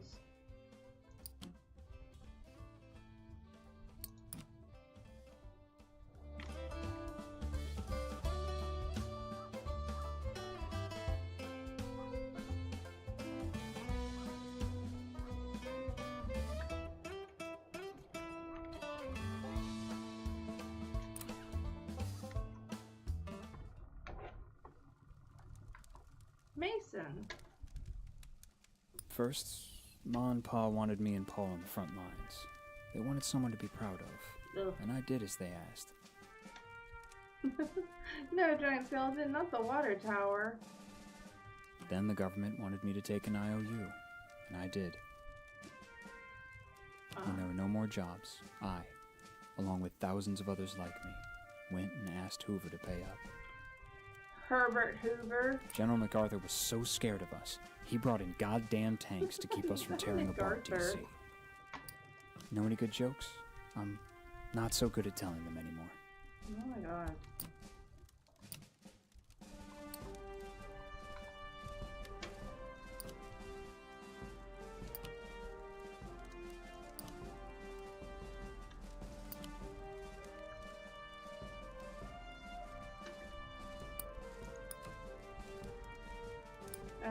How about the seance? That was pretty goofy. I don't really scare at that stuff anymore. Oh, never mind. Freedom. Not many of us are free from... So, you must have seen some interesting...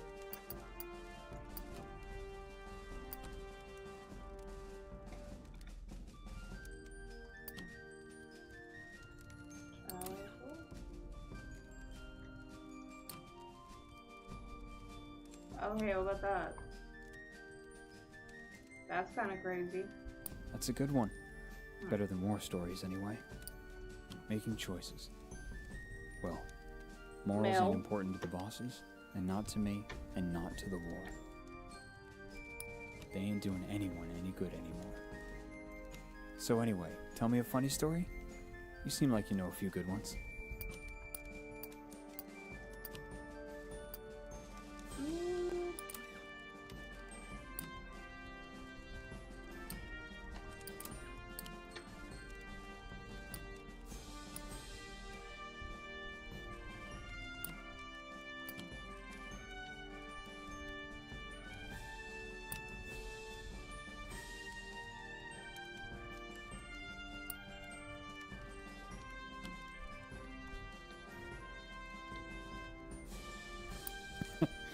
Wish I could tell that one to my sister.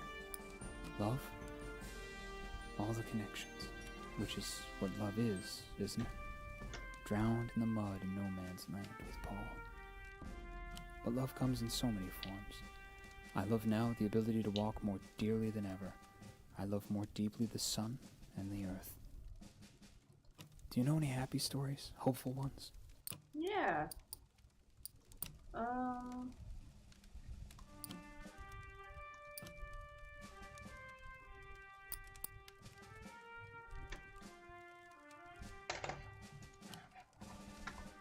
Talk about those gay lighthouse dudes. For a moment there. Just a moment. I felt better about it all too. The past? I wish I could go back. Before I had to mourn. And before all the hope was drained from me. Know any good jokes? I'm not so good at telling them anymore.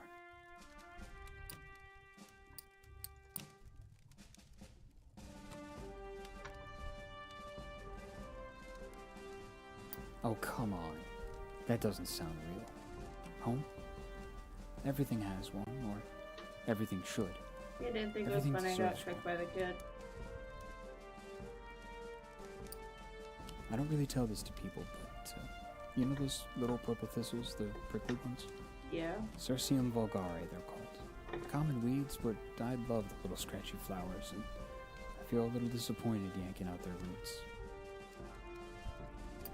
They never hurt anyone. The night's over soon. I should be leaving. The road takes me this way next. Where's it I taking was you? going to Maryland. I wish there was a road I could take home.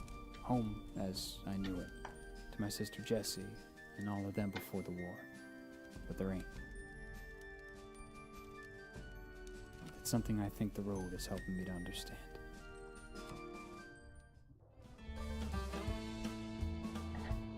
Let's see. Where's that road?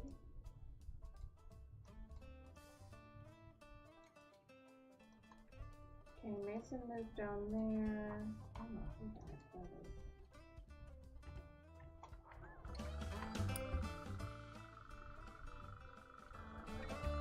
autosave.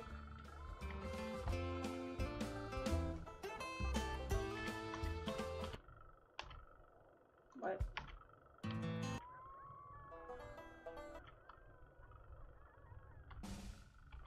I found the song skip button.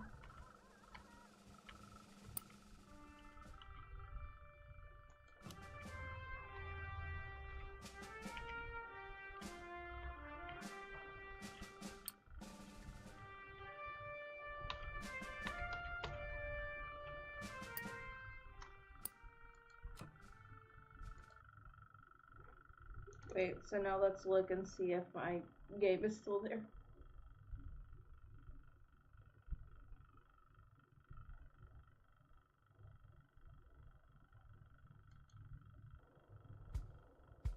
Oh, yeah, it just starts right back up there.